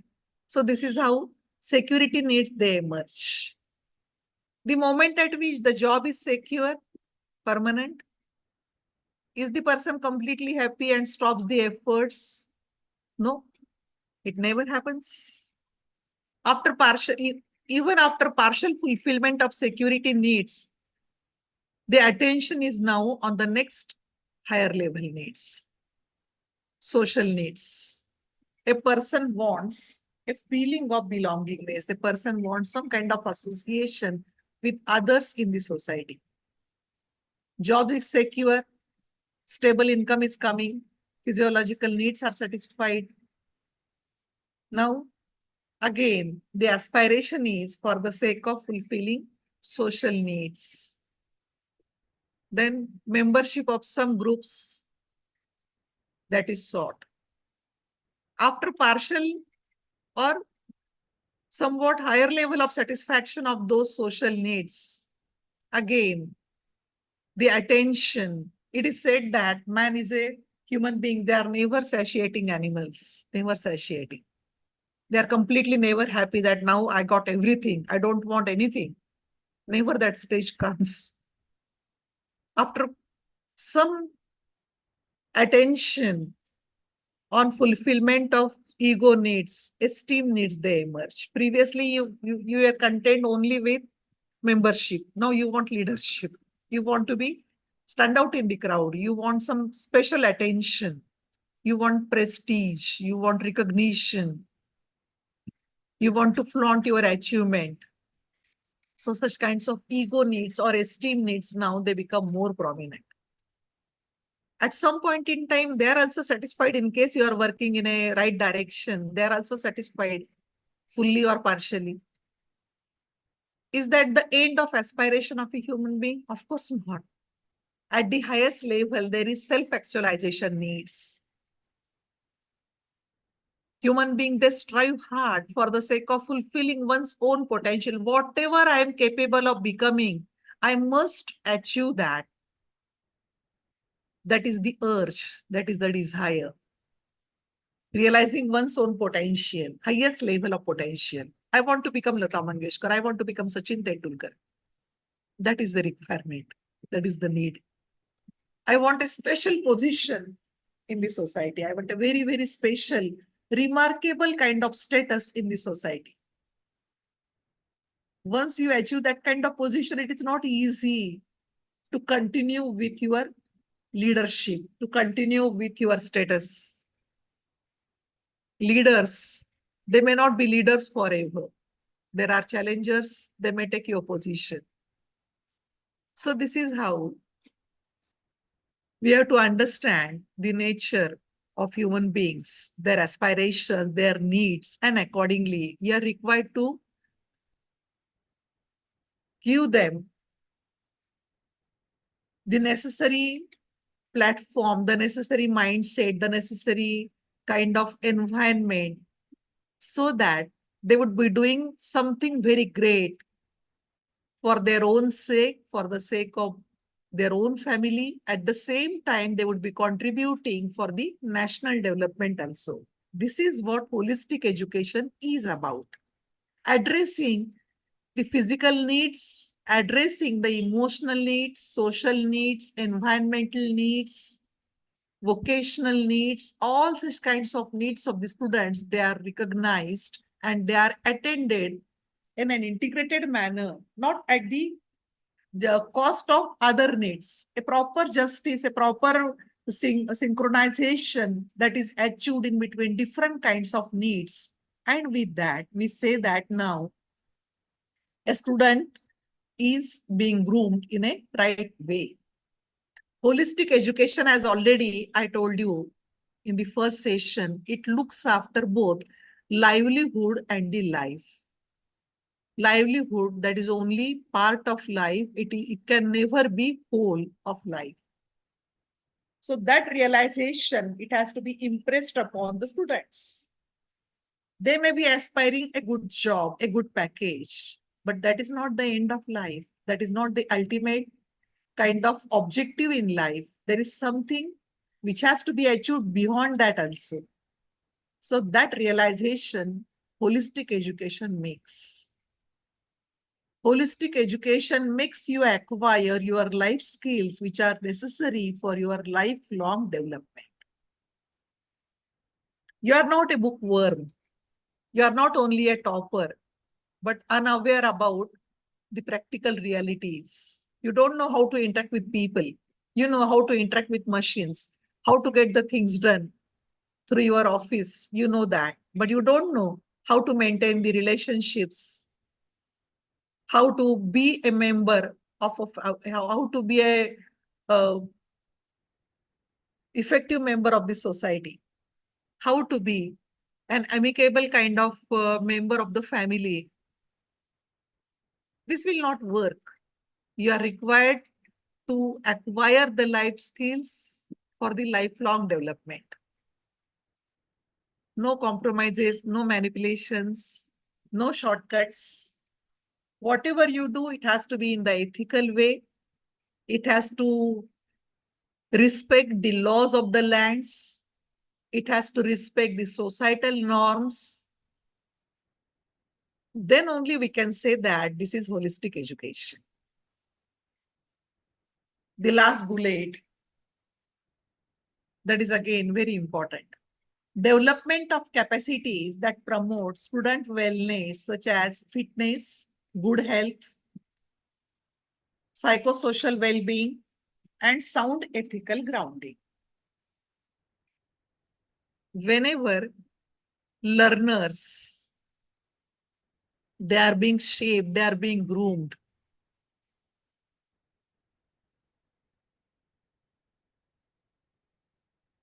equal importance has to be given for all the aspects of the student wellness, like fitness, physical fitness, mental fitness, emotional fitness. That has to be respected. In case you are very good at studies, but you don't go to the ground, it will not work. It is not at all for your long-term development. It is not at all desirable. In case you are doing that, it would be defeating the very purpose of education. That is the belief of NEP 2020. And that is why the focus is on holistic education. It was missing in our previous stages. But now the focus is very much clear. Fitness has to be ensured, good health, that is the ultimate requirement. But not only good health, psychosocial well-being also, it has to be respected. And that too has to be based on sound ethical grounding. Ethical norms, they are very much important. By hook or crook, I would be able to achieve that. No, this will not do. This will not work. The ways and means, they must be ethical. They must be in parity with the societal customs and societal traditions.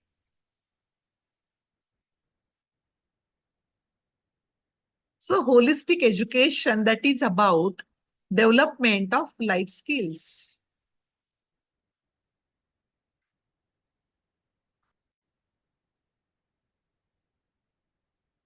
It is application of knowledge in day-to-day life. In day-to-day life, definitely, knowledge, in case you are applying, that would be increasing the beauty of life. That would be increasing the beauty of life. You learn something for the sake of knowledge, for the sake of examination, for the sake of getting good grades. But actually, when it comes to implementation, you don't know what to do, how to do. This will not work. And because of that, experiential learning, for the sake of that OJT, on-job training, that is introduced by NEP 2020. You learn accounts, how to maintain books of accounts. So your own personal accounts file, you must be able to maintain. You need not appoint a consultant for that. That has to be ensured with this holistic education. Whatever you learn, whatever you study, for you, for your family, for your community, for your nation, you must be able to apply that.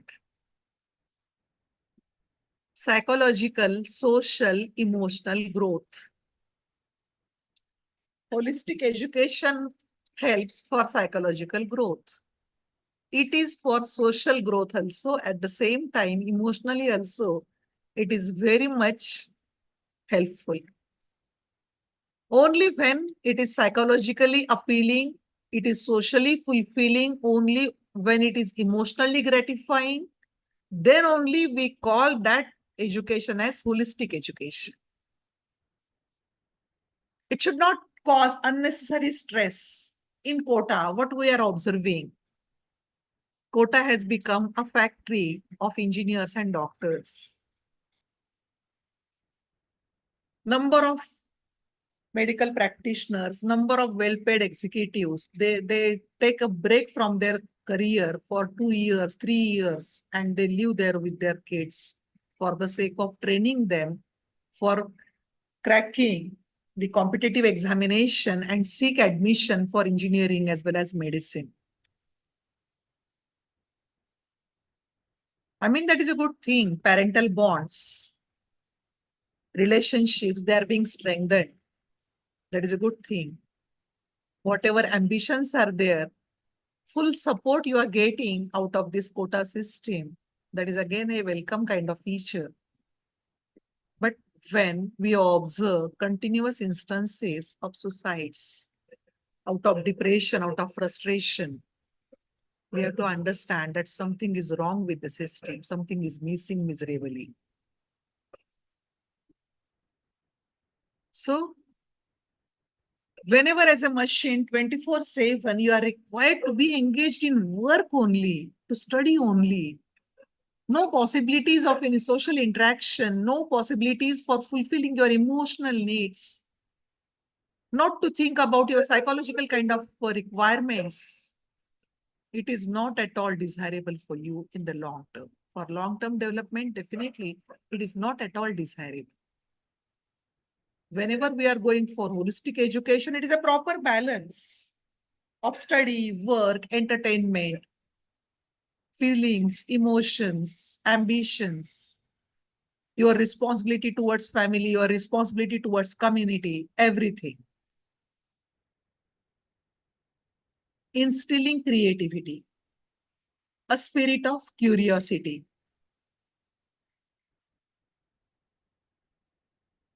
It's very interesting. instilling creativity. Number of times what happens?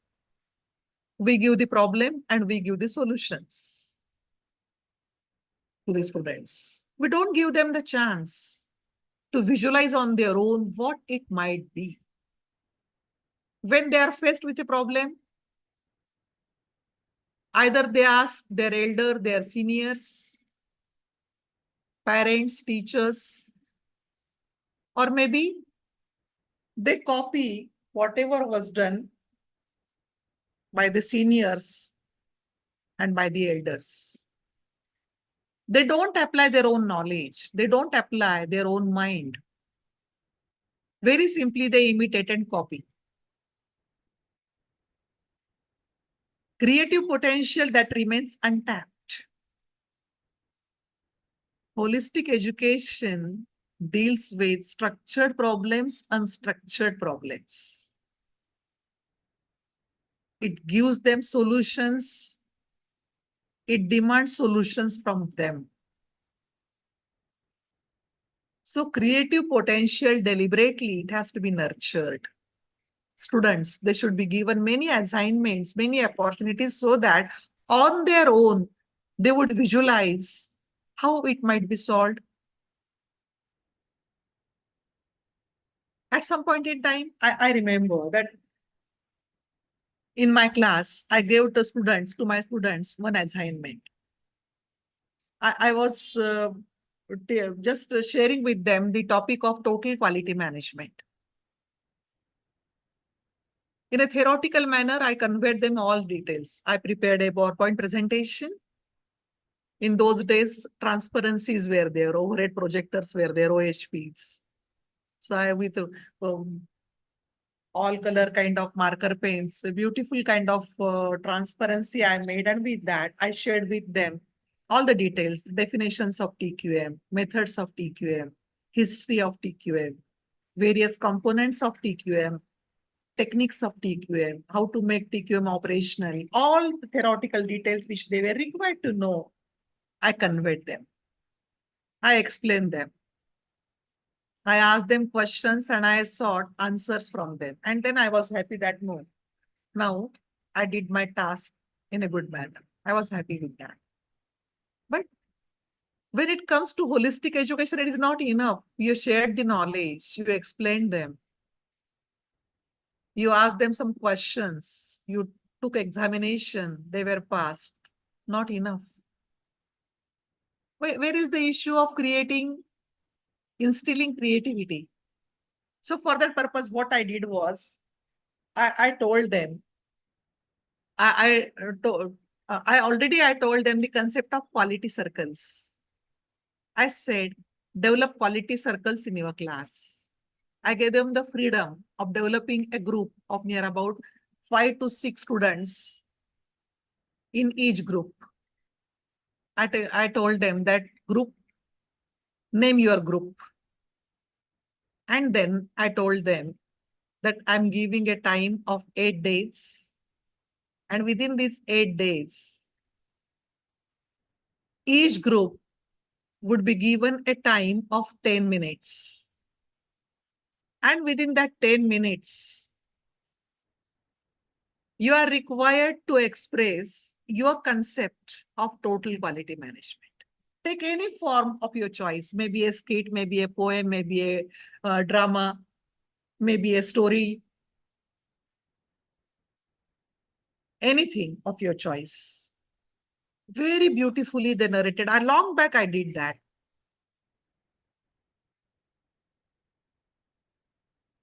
Then I was amazed at the beautiful expressions given by each of the groups. One group presented the concept of TQM in the form of Coffee with Current show. Different celebrities, they were invited, cricketers, some social workers, some celebrities. They were, they assumed the roles of several celebrities. And accordingly, what is total quality for sports? What is total quality for film? What is total quality for NGOs? they narrated those. Then again, one group indicated different ways were there. One group presented dance numbers, dance performance, and accordingly they indicated what is total quality for them. They expressed that after each performance of 1 minute, 1 minute they took for the sake of explaining how this dance performance talked about total quality. Again, there was one more group which indicated that one topper and one last semester topper lost the position, and the discussion between the two regarding why was the change in the topper position. So the topper this time indicated how she does, what she did for the sake of giving justice for the concept of total quality regarding her studies. So this is how very beautifully they express, and they were very much happy. And they said that never will be forgetting the concept of TQM.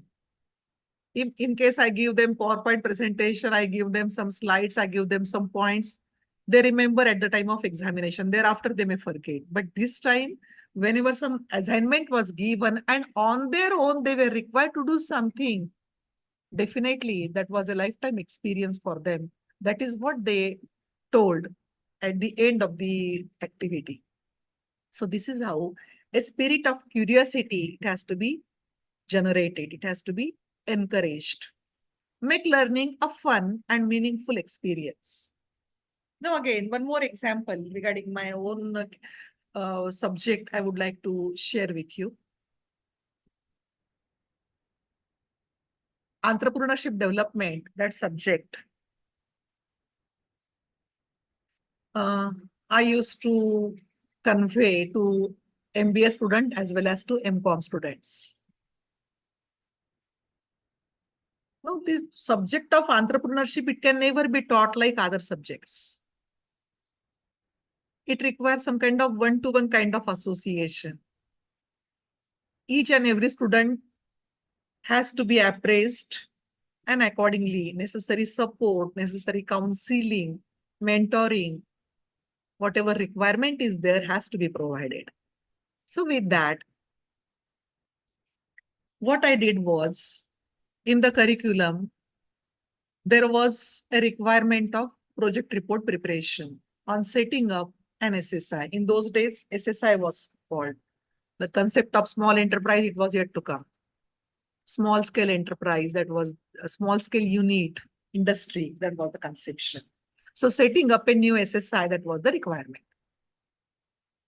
So what I did was, for the sake of assessing the performance for the project report preparation for 50 marks, I developed a breakup.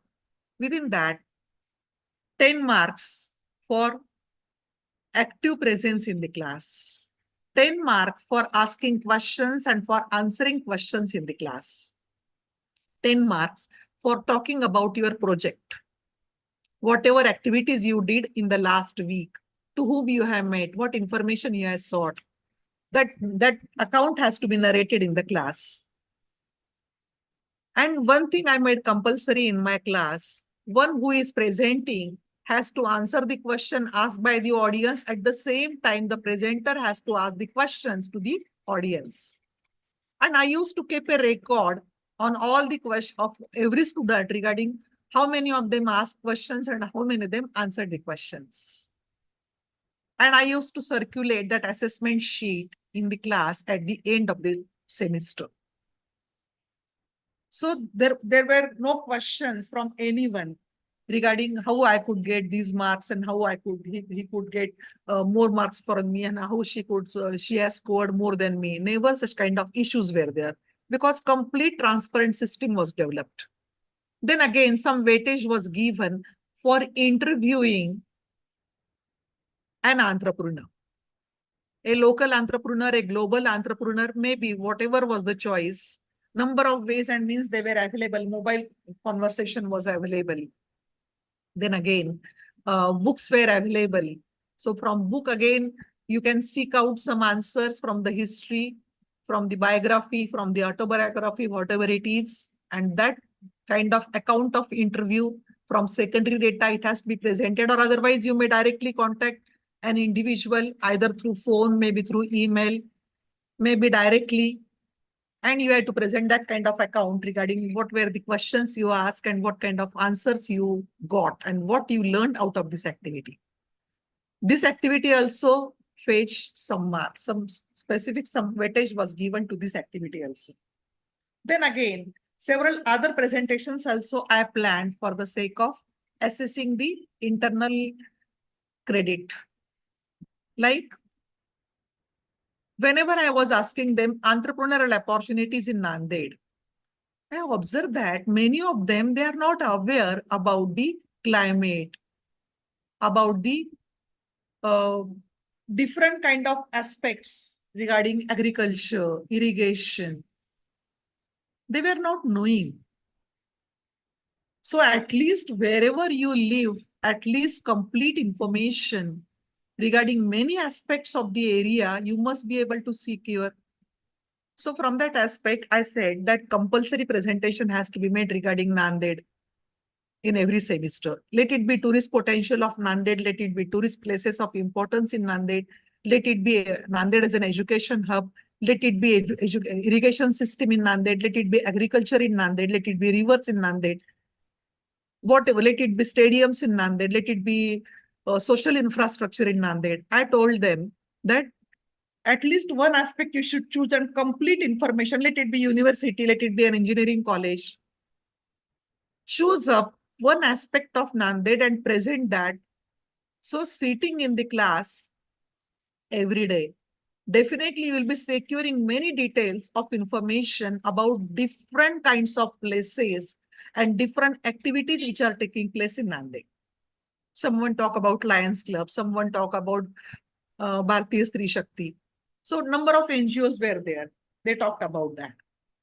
Some talked about Mahur, some talked about Kinwat. So this is how some awareness about the environment, some effort they were required to choose the topic, to seek the information orally from books, from different experts, professionals, consultants.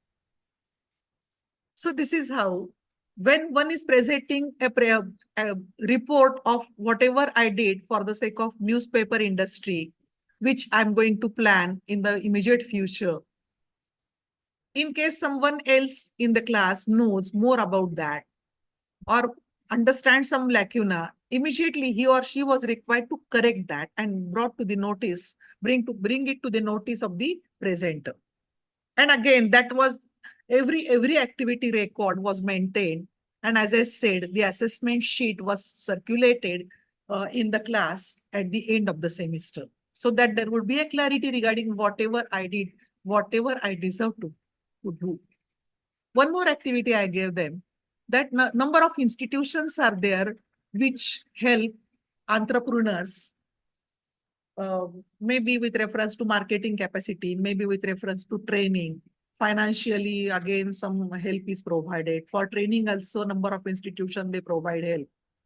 So this is how for higher machinery, higher purchase, again, some help is there. This is how number of government departments are there, government agencies are there, several ministries are there. At the same time, several institutions, private institutions, some NGOs, again, they help the entrepreneurs. So I said, pick up any institution of your choice and present that functioning of that institute in the class. Then again, I said, pick up any entrepreneur of your choice and present an inspiring kind of story of that entrepreneur in the class.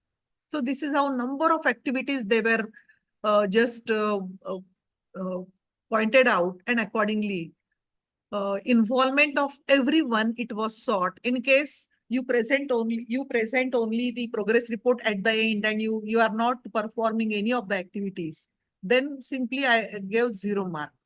I was ready to face the risk regarding whatever happens. I was ready to face the music several times. The music also I have to take care about. But anyhow, this is how several experiments at our own level, all of us, we are making for the sake of this arousing the spirit of curiosity as well as instilling creativity among the students. Make learning a fun and meaningful experience. So arranging the guest lectures. In case arranging the guest lecture, that kind of activity completely that is delegated to the students. I did that as a director of School of Commerce and Management Sciences. Initially, I engaged the guest lectures on my own. COVID period was there. So online session they were conducted. Then slowly when situation was recovering, then blended sessions they were carried on within a seminar hall. The entire setup was kept ready, and there all those who were present, they were listening at the same time the broadcast also, I mean through mobile, that opportunity was available for those students who could not come because of some reason in the class. So this is how sometimes the resource person was present, face-to-face interaction was there. Sometimes resource person also was attending the session online. So this is how that combination was also adopted. And then after complete safe and free environment, offline complete face-to-face interactions also they were effected regarding interaction with industry, regarding arranging a meet of industrialists on a specific kind of theme and all that. So initially I organized that, but later on because of workload, I was not able to do that. And again, side by side, I was thinking that students, they should get that opportunity for thinking, for organizing. They should be given that kind of some platform for that. And because of that, then I told them that develop the groups. One who is interested in giving vote of thanks, one group. One who is interested in making seating arrangement, one group was developed. And accordingly, all those who were aspiring, they were given the responsibility and complete freedom was given to them for organizing the events, and very successfully such kind of session they were organized. When I organize international conference, then again, I just invited, I was just able to initiate and invite active contribution of the student that way. Several committees, they were established and single-handed. Everyone was taking the decision with proper training, and everyone was cooperating with the others in case some problem was there. So this is how now that conference, international conference also, it was also in blended mode. So technical team also was required for the sake of connecting some experts from abroad and initiating that kind of activity within the Senate Hall of the university. So this is how students, in case they are given the opportunity, they are given proper trust and they are given proper guidance, definitely they can do a lot. And accordingly, institution also is helped out of such kinds of activities. Mindset to face challenges with high resilience. So case study approach is there. Then again, various games are there, management games are there, exercises are there, in basket exercises are there. So with that, some feel of the real life world we can give sitting within the boundaries of the institute, and accordingly, a mindset can be trained so as to face challenges, so as to develop an attitude regarding come what may, I'm ready to face it, I'm ready to face the challenges. Now let us come to the multidisciplinary kind of education. Multidisciplinary kind of education. Now, in NEP 2020, you must be knowing that there is a focus on skill education and employability. Skill education, that is considered very much important. In case you are going for employability, in case you want to focus on skill education, definitely interaction with different disciplinarians, interaction with different professionals, different consultant, different expert, that is a must. So that's why I'm making a reference of OJT. That is a good initiative. Then again, when projects, they are given project report, they are required to be completed by the students. Definitely, it is a multidisciplinary education. Then flexible curricular structure. Student of arts faculty is given a flexibility of seeking a few credits as per the stipulated few credits from NPTEL course, any online course, or maybe from a course of IIT or IIM. So that kind of flexibility that is given So with that, a student of management can learn dramatics, can learn music, maybe can learn Java programming. So that kind of aspect also that is being taken care uh, uh, very early in very early phase of our establishment of our university. We adopted right from the beginning. We adopted school system which indicated interdisciplinary approach, and thereafter we accepted CBCS system with credits. CGPA system initially it was there, then CBCS we adopted. So intra-school transfer and inter-school transfer of credit at NEP campus, it was a part of the system. So therein we experimented with all these and very successful and enjoyable kind of results we sought. And that's why I'm telling that flexible curricular structure nowadays, that is a feature of this NEP 2020. In our Nantir campus, we adopted that before few years. We have been doing that. So number of students of MBA as well as MCOM, they opted for social work. They opted for just radio journalism. They opted for music. And therein, they participate. They sought few credits from NPTEL courses, from various MOOCs and like that. So this is again a beautiful kind of feature of education. And the same thing is indicated under the next point also, various levels of choice-based education. Previously, it was not there in many universities, in many institutes and many states.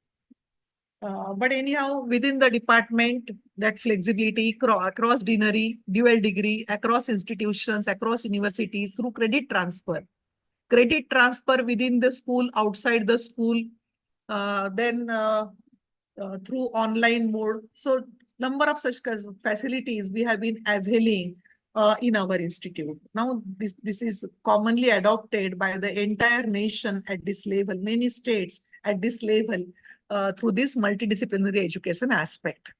Academic Bank of Credits, ABC. This is again a very beautiful and effective kind of feature of NEP 2020. This semester, you know that next semester there is going to be some family responsibility, so you may not be free. So in advance, you can seek additional credits, and those credits you can save in the digital depository. And when it is required in the next semester, you can utilize that. That flexibility that is given, and it is compulsory for everyone to have this academic bank of credits. To develop an account in that, universities, they are making a provision for that, and accordingly, it is being implemented nicely. Beginning, it was made before 1 year, 2 years. Then lifelong learning, that is again an effective kind of feature of NEP 2020. With that, multiple entry and multiple exits. That kind of option that was made available. As per your convenience, you can enter at any moment. And in case you want to take a break for a year, maybe for 2 years, definitely you can be able to do that. And thereafter, you will be getting again entry where you left. Before this NEP 2020, this was very much cumbersome. Many difficulties were there. Number of times it was not being made possible also. Some impracticality was there. But nowadays it is very smooth in its operation. A 4-year multidisciplinary undergraduate program with various exit options. This is again a beautiful feature of NEP 2020. Multidisciplinary and undergraduate program. In case you finish first year of your undergrad, then you will be getting a certificate. At the end of the completion of the successful completion of the second year, you will be getting a diploma. And after completion of the third year of your graduation, you will be getting a degree certificate. And in case you are interested in research, next, after completion of the 4 years of your undergraduate program, the student will be getting a research honors degree with the research. All those who are getting, all those who have finished with 4-year graduation, they would require only 1 year for getting their masters. Those who finished 3 years of their graduation, they have to study for next 2 years for the sake of seeking their post graduation. Meru, multidisciplinary education and research universities. NEP 2020 gives freedom for the universities for opting only for teaching universities. Those universities, the university can opt only being a teaching university, no research. Alternatively, a university can opt only being a research university, research intensive university. No teaching may be conducted there. Or otherwise, an option of combination, a blend of teaching and research that is again being allowed under this NEP 2020. But anyhow, single stream organizations, they would be eliminated in coming years in phases. At this moment, there are some only arts colleges, there are only science colleges, there may be some arts and science colleges like that.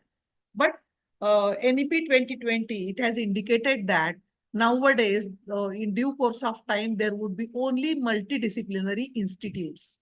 So free interaction with the other disciplines, with the courses from other disciplines, a student and readily they should be made available online as well as offline. And because that their focus is on multidisciplinary institutes. So it is in the process. In due course of time, all such institutes, they would be merged, there would be clusters of different disciplines, and accordingly, a student would be getting a very enjoyable kind of experience dealing with different faculties of knowledge.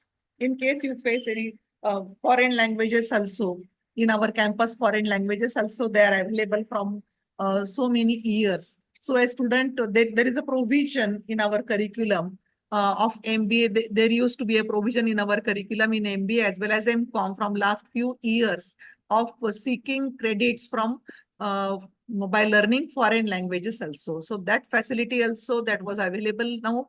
NEP 2020 definitely it mandates that you can secure any credit of your choice regarding any course from any discipline.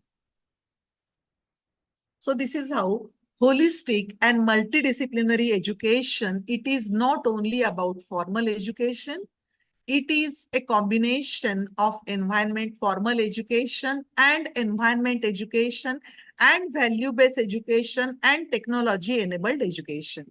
Whenever all these are combined together, then only we can say that this is holistic and multidisciplinary education. As I said in the beginning, at this moment, we are referring that as holistic and multidisciplinary education. But once it is accepted and it is digested in the system by all the stakeholders, thereafter, we'll use the term only education, and it would be implied that all these aspects, formal education, environmental education, technology-enabled education, and value-based education, that is very much a part of that. That is very much involved in seeking the education. So this is how these are the different dimensions of education which never received a required focus previously, but now a deliberate focus that is indicated out of this holistic and multidisciplinary aspects of education.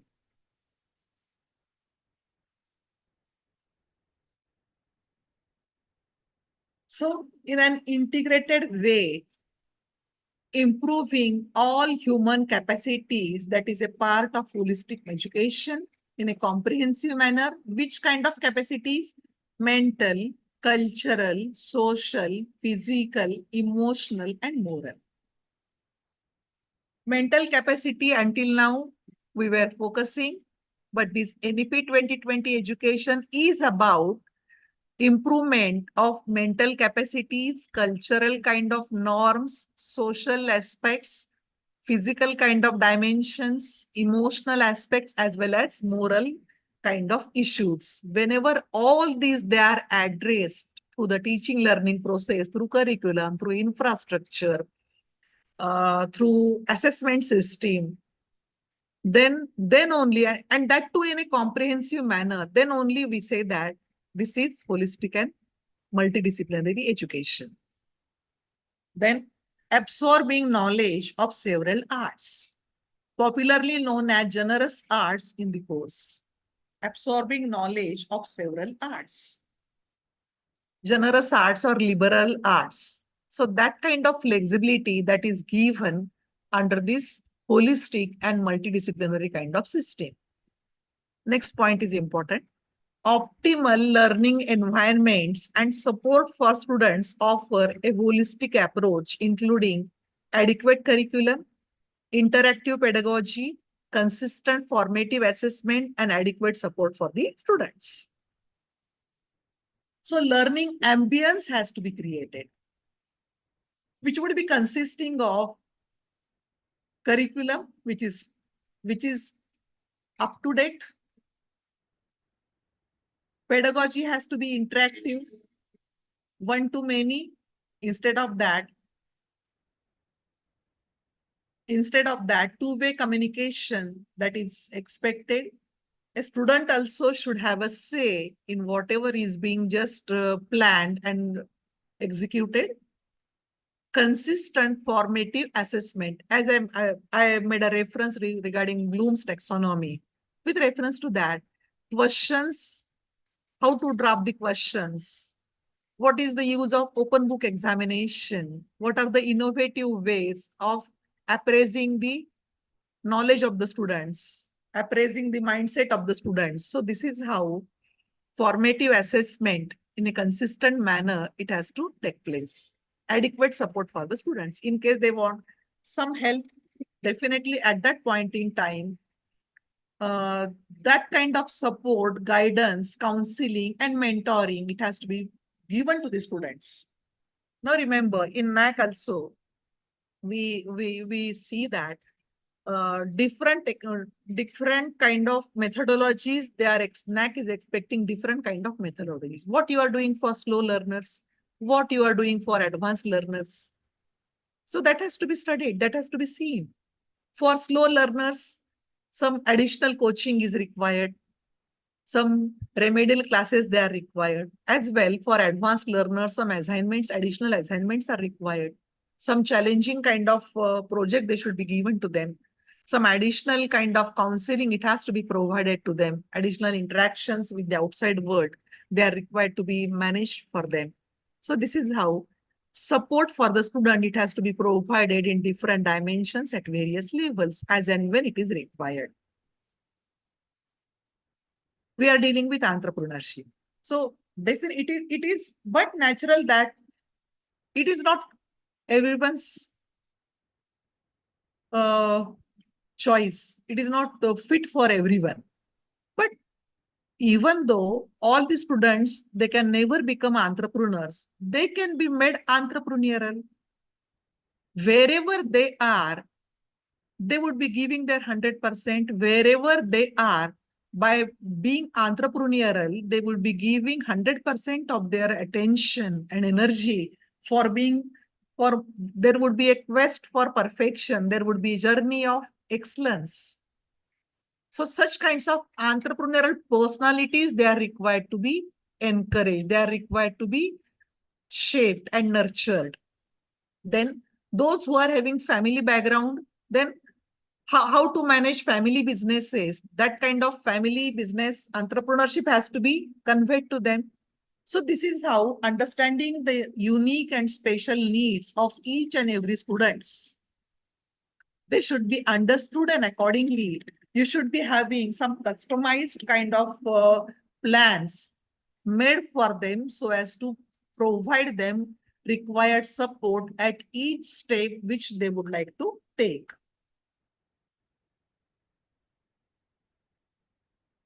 Emphasis on theoretical understanding through pedagogies that highlight on communication, discussion, debate, research, cross-disciplinary and interdisciplinary thinking. So this is again very important. Theoretical understanding, that is the first step. That has to be done. But when you are doing that, you should develop various kinds of, then regarding when I tell them salesmanship, I just give them definitions. Just list out what are the qualities required of a good salesman. What are the steps in the sales presentation? I teach them everything. But that is not enough. Whenever only I give them I just convey these details through lecture, it is not enough. Whenever I only give them notes, it is not enough. Whenever I give them only questions and model answers, not enough for them.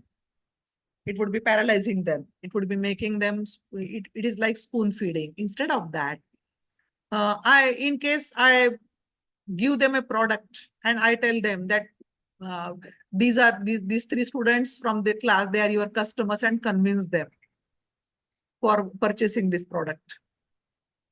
Then I make one student to make a complaint to the presenter regarding the product. And I ask the presenter to solve the complaint. So this is how number of different activities I engage in the class, and they understand what is the true role of a salesman, how to make a sales presentation, how to satisfy the dissatisfied customers, how to tackle the grievances. They would get knowledge of that. And I don't give them the script. I give them the, in the class, I tell them that now a customer complaint is coming. Who would make the complaint? Then maybe one student raises the hand and he said that I would like to make a complaint. For what product? You decide which product, which organization, what is your problem, you decide on your own. Then someone comes up that I would be solving the complaint. Someone take the side of a marketeer and solve the issue. So this is how teaching method and pedagogies, they are of a different nature. Communication, one-way communication, two-way communication, horizontal, vertical, internal, external, formal, informal, verbal, written, oral, all such kinds of lateral, all such formal, informal, all such kinds of communication levels and types, they should be made known to them. They should be tell to exercise all such kinds of types of communication. Discussion, they are required to take place. How to take part in the discussion, how to lead the discussion, how not to dominate the discussion, but to convince the members regarding whatever view you are having. How to involve everyone in the discussion, how to encourage the others. In case there is a quarrel, how to solve it, how to take care of healthy discussion. So number of issues, how to lead the discussion, number of issues are there. Debate, research, how to go for research, how to deal with this cross-disciplinary and interdisciplinary thinking. So whatever topics they are given in the curriculum, we should decide which of these different methodologies they could be adopted so that there would be a clarity regarding all such kinds of issues. Education content focus on key concepts, ideas, applications, and problem-solving angle. This is again a beautiful way of appreciating holistic and multidisciplinary education. Wherever you are educating your students, whenever you are teaching your students, or maybe taking part in the teaching learning process, then don't only focus on key concepts. Along with that, what are the related ideas? Make a mention of the related ideas also. Sometimes don't make a mention, invite ideas from the students. Tell them that tomorrow I'm going to cover CSR and come prepared to the class. Then tomorrow's session has to begin with their ideas about CSR. What are their experiences regarding CSR? Whether they heard the term, whether they are aware about any practice, what are their own ideas of new dimensions of CSR. So such kinds of well-prepared students, they should sit in your class. So you have to take care for that. Applications, whatever you tell them, management by objectives, in case you are telling them MBO philosophy, then how you will adopt MBO philosophy. Now, in the next week, we are organizing a freshers party.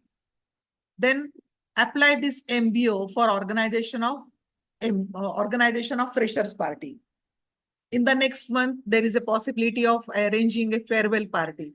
Now apply this MBA of philosophy and see to it that your program is getting success. So this is how you should give them some ideas for application of their knowledge. Problem solving angles.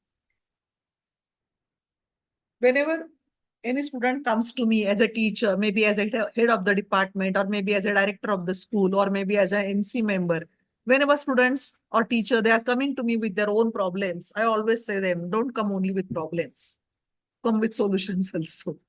Tell me what are solutions available, whether they are practical or not, whether they are feasible or not, whether they are implementable, executable or not, I will see to it. To whom to contact, to whom to approach, to whom to pose it, I will see at my own level in my own capacity. But when you are coming with a problem, you should come with solution also. That's what I used to tell with my students, with my colleagues, and accordingly, they used to come with their problem and their solutions also, some probable solutions. Not all the solution they were correct. Not all the problem they were difficult. Not all the problem they were easy. But anyhow, whenever that mentality is developed, that I have to find out solution at my own level, definitely there is a transformation in the personality. And that's what we are expecting in this education. So in all, holistic education, it is about intellectual development, social development, physical development, emotional development, moral development, psychological development, spiritual development, environmental development, occupational development, skill development, and whatnot.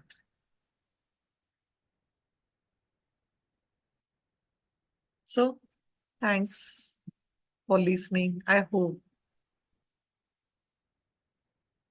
you give your 100% for actively listening whatever ideas I was trying to share with you. Now the session is open for discussion.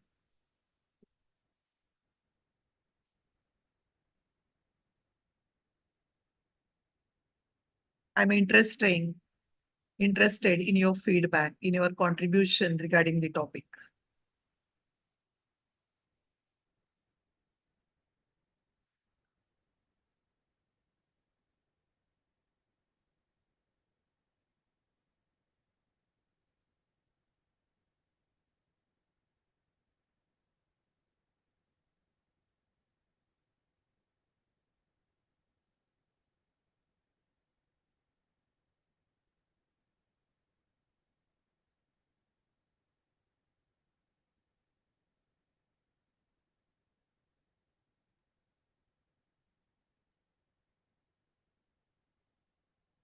Thanks for your compliments.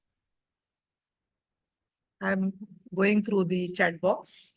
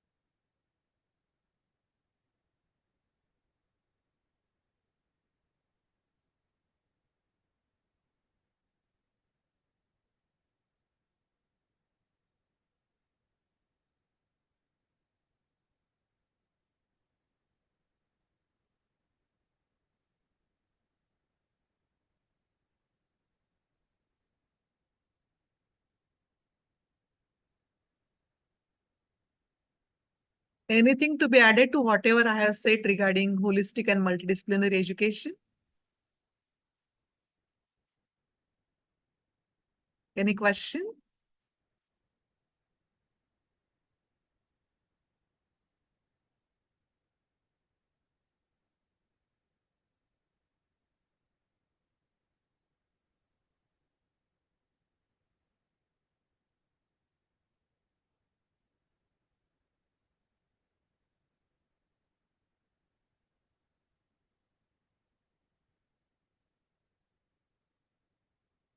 So only nice words in the chat box. I accept it. Thanks a lot. Shall I take your leave?